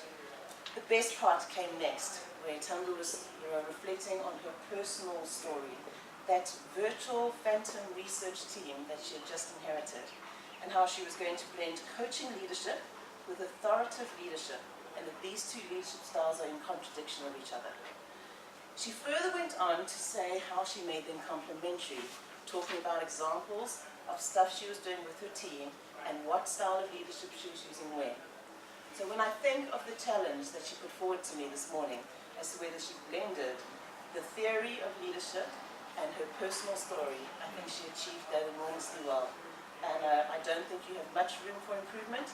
The only thing we spoke about outside was maybe instead of two hard different chapters, maybe blend just the theory of coaching and authoritative leadership with stories and examples all the way through.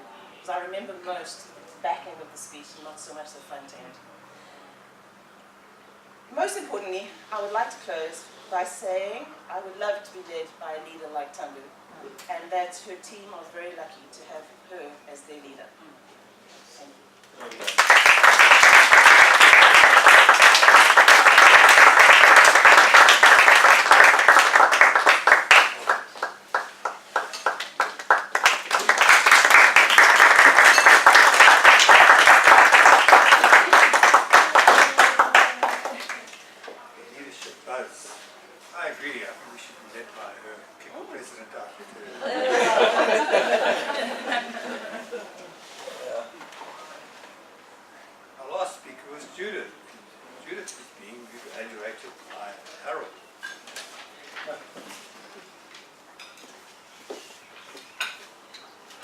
Judith's topic was a little red light, and the assignment was to tell a story, which she did. And the story was about her at university, and I like the way she started a long time ago. I thought she was telling a fairy tale, but I guess Judith, it is a long time ago since you were at university. I thought your storytelling was very good. Loved the detail that you put in. So, for example, when you were talking about the flat, you described where you were. We could envisage where you were, and then going down to the physics department on the first floor, and eventually finding where this laser is. It was also very well described. So you put a bit of anticipation into finding this big laser that you found there. Your flow was very good. So you went from all about why you were discussing it and how people were assuring you that no, it's not only going to be a weapon of war, to all the uses that we have today for lasers. So you did very well with the flow of your speech, which I enjoyed very much. And I could see that the audience were taken in. The criteria asked me, what would you like to work on? And the only thing I could think of was, when you spoke about the fears for lasers, you might have just given us more of a picture of what people were envisaging they would be used and what sort of damage they would do. I know you didn't talk about knocking a tower over, but maybe you could have given a few more examples just to add a bit of oomph to the story. And then to challenge yourself, I thought maybe not explain, but just give us the context of why you're giving us this speech. Because one of the things that people might ask is, why are you telling us this? And when I asked you, what was the purpose of your talk? Why are you telling us this? You then started telling me about how you like the way an idea becomes reality when people talk about it and take away the fears. And suddenly I could understand why you were talking about that. So if you could put that into your speech somewhere so that people realize that. Because the purpose, the audience doesn't always realize the subtlety behind what you're telling them. Sometimes you just need to give them a bit more detail. But overall, pass the assignment with flying colours. Talking Russian. Flying colours. And very well done. Thank you for that speech.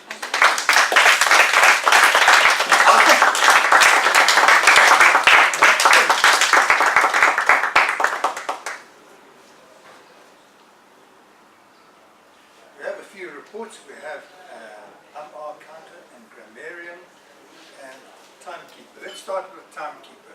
Can you give us a report on the time for the evaluators, please? Certainly, Mr. Evaluation Chair. Lynn? You spoke for 1 minute 31 seconds. Tangu, you spoke for 3 minutes 28 seconds. Judith, you spoke for 1 minute 24 seconds. Tanya, you spoke for 2 minutes 29 seconds. Harold, you spoke for 3 minutes 6 seconds.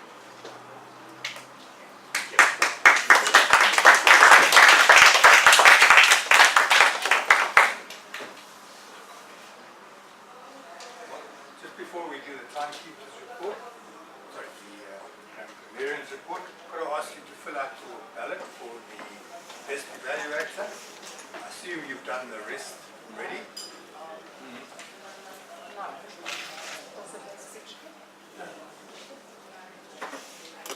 Anybody need reminding of the evaluators?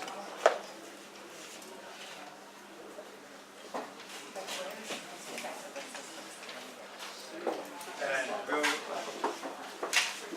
we'll just keep quiet for a minute while they're collected and while you collect.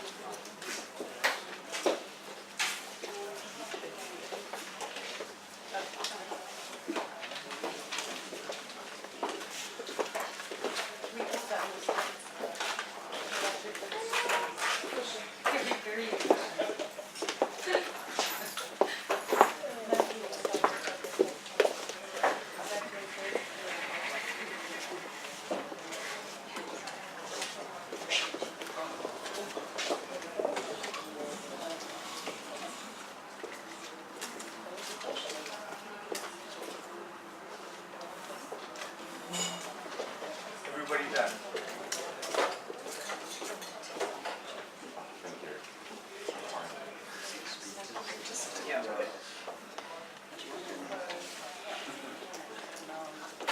Thanks, Rick.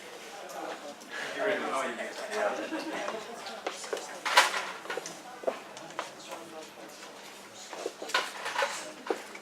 I think we're all done. Now I'll ask our counter to deliver your report. You can do it from where you are. Thank you, Mr. President. The sound of the day is, which was ambitious.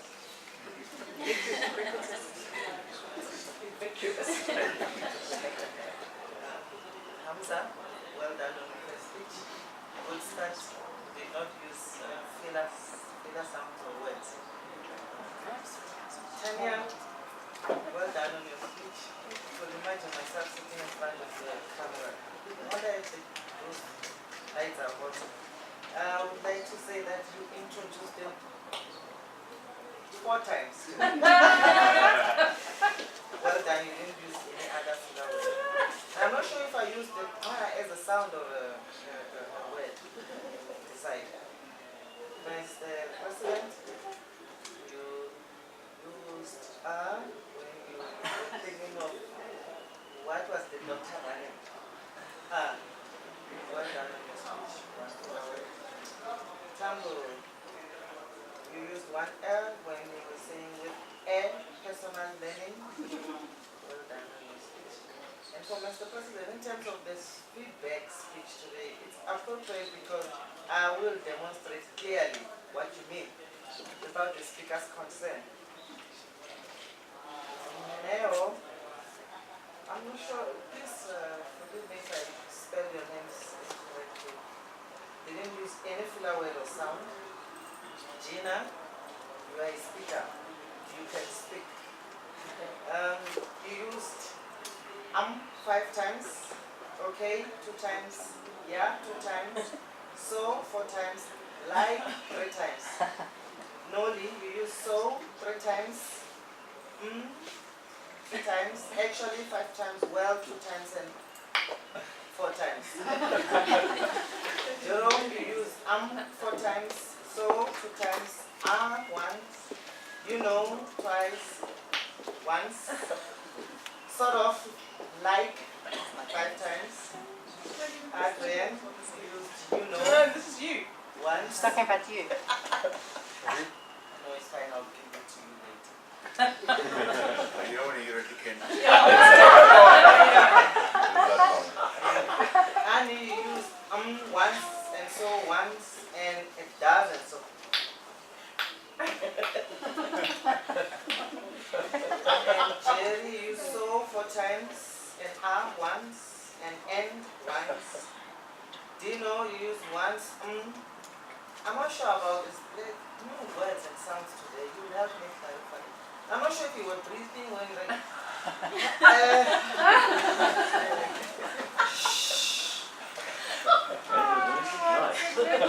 It's better than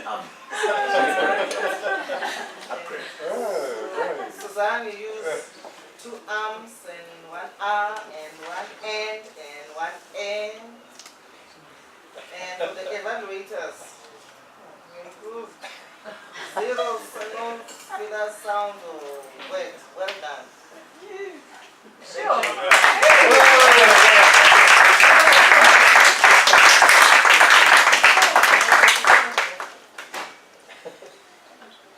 And for the grammarian's report, let's ask the Russian crowd.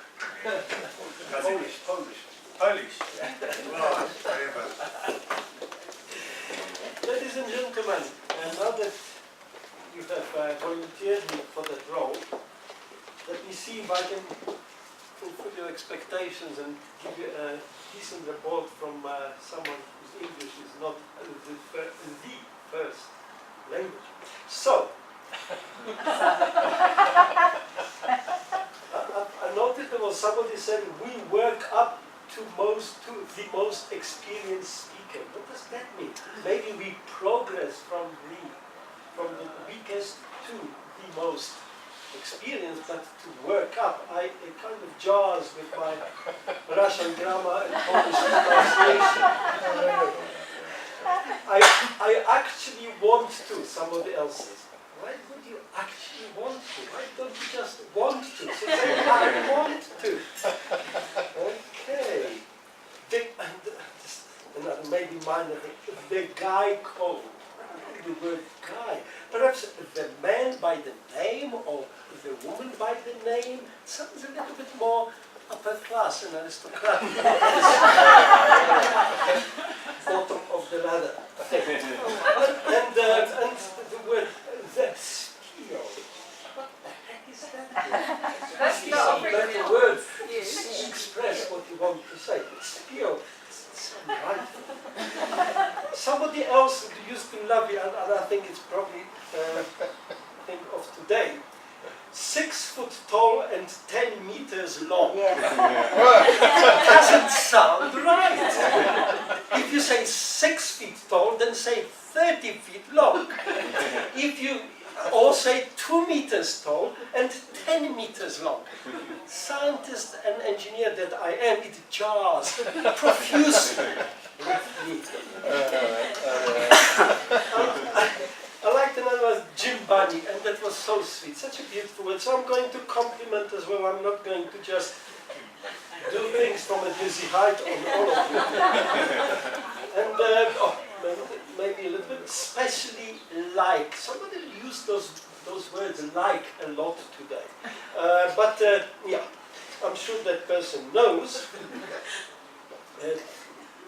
There was something lovely. Do things intentionally. I think it was Adrian. Oh, that was a lovely thing. Yes, do things intentionally. And the other thing is, and I like this word thing. It's like shows that you don't know what you're talking about. You can't find the right word. Maybe, and the other resolution is rather the other thing.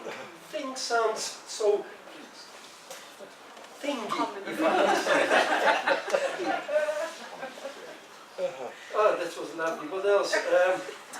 Suzanne says, all I want to have is joy, delight and fun. Oh, that was absolutely prachtig, as I would say in my Russian pronunciation. And yeah, Harold, why are you telling us this? That was lovely. I like that thing. Yes, that's the purpose of every speech that we deliver.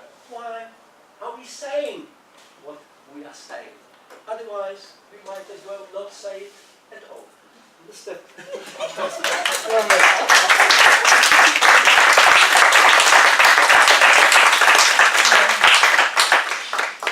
said you're not so good with English? No, not at all. I have to translate from English to Polish back to English back to Okay. Very well done. Thank you. Thank you for the entertainment. You want to give me those?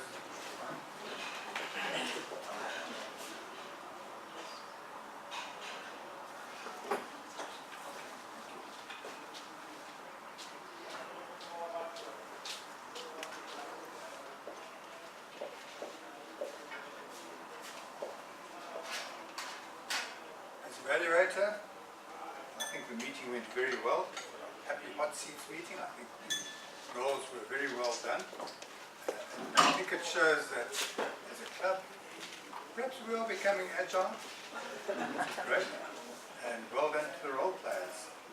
And I think we're going to keep on time for the meeting as well. The meeting was enjoyable. The speeches were good. So with that, I would like to wrap up and hand back to the Postmaster for his wrap up before I come back as President. Mr. Postmaster.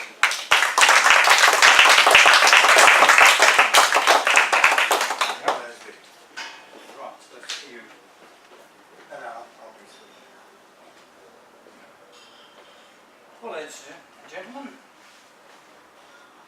I personally think we've had an enjoyable meeting, quite a lot of fun, some learning. I've enjoyed some new insights from people, particularly their New Year's resolutions. And it would be interesting to have feedback halfway through the year as to how people are doing with those resolutions, don't you think? Apart from that, I don't have too much to say, so, Mr. President, I hand back to you.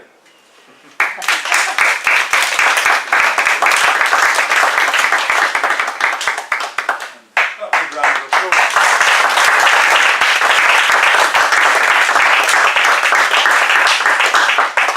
Happy hot seat Toastmaster.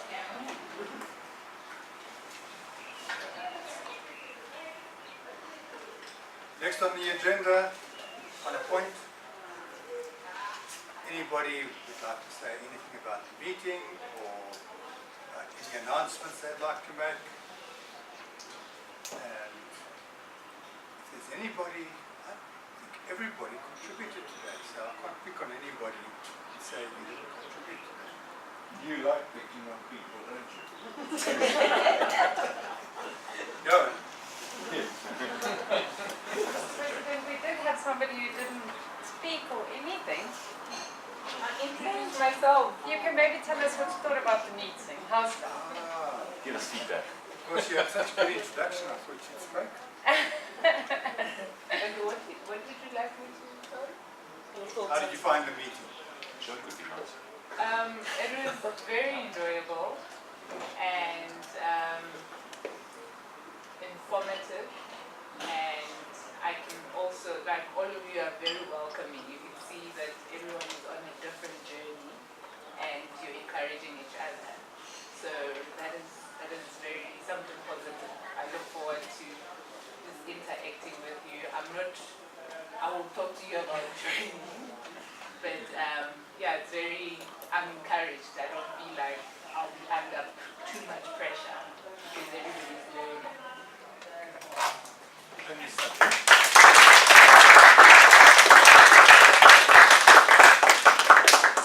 Anything else? You want to go home?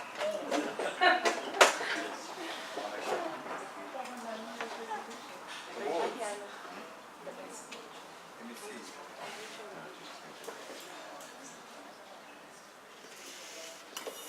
Guys,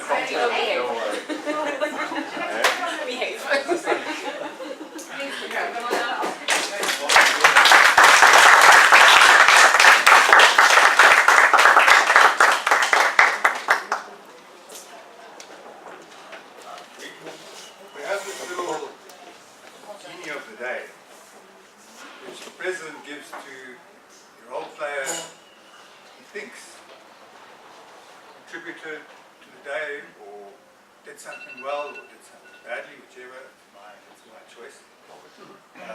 And I think for an unprepared hot seat, this goes to our Toastmaster today for a very job very well done.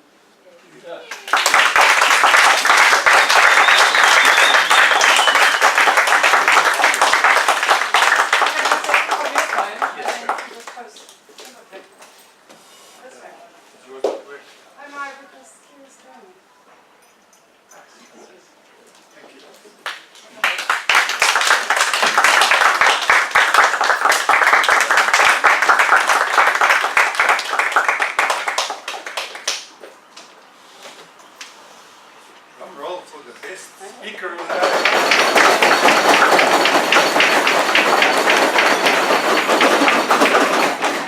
There's another tie between the terrible twins, Tambu and Tambu.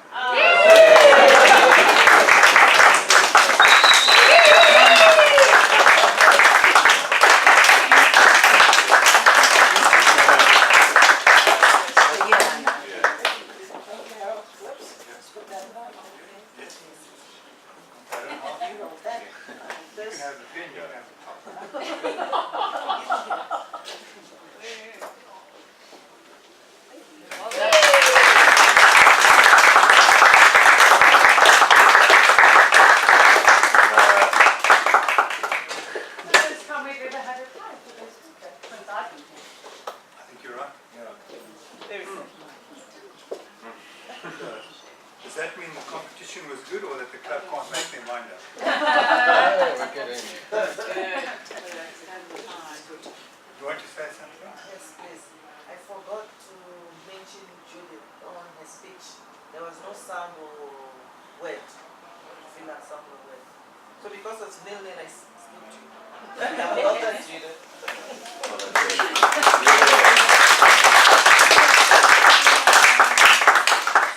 You kept the best for very last. Yes. Ladies and gentlemen, that brings us to the end of our first meeting. Maybe the last thing, the only sadness about the meeting for me was that there was no award for the best grammarian report.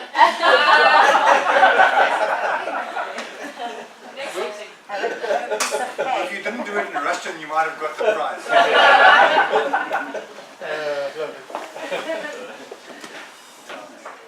For those of you who don't know, Kazakh is a past division humorous champion. That's why he gets us laughing all the time.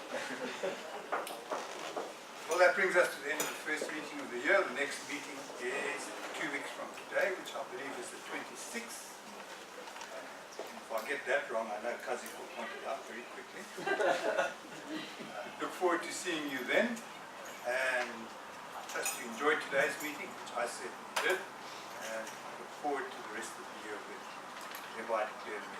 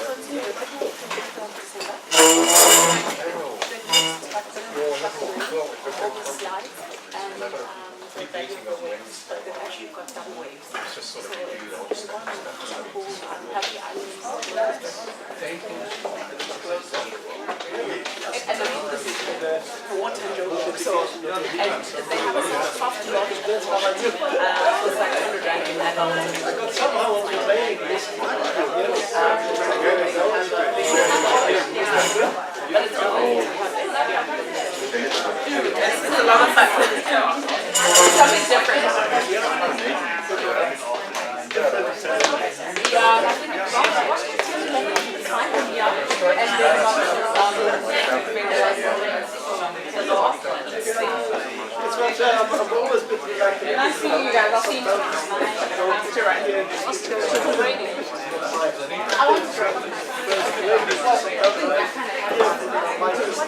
miss a lot.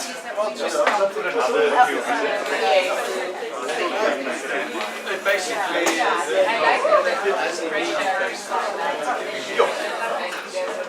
it. last time I remember, I still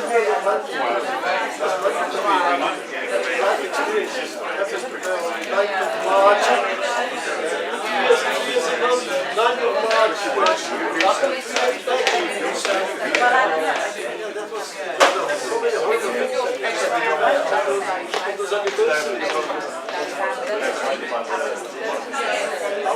Yeah, whenever, if I'm not going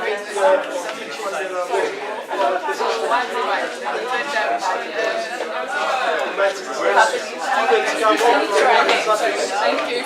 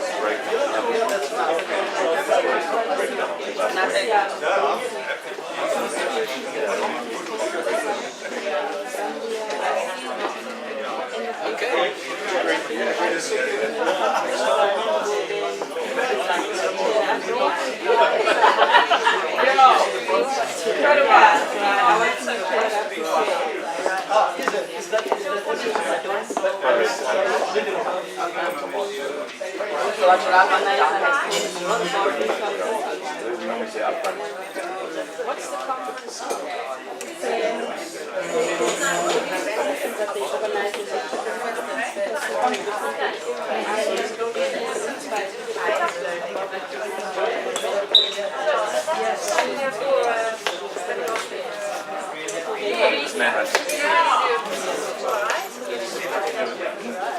Business opportunity as well.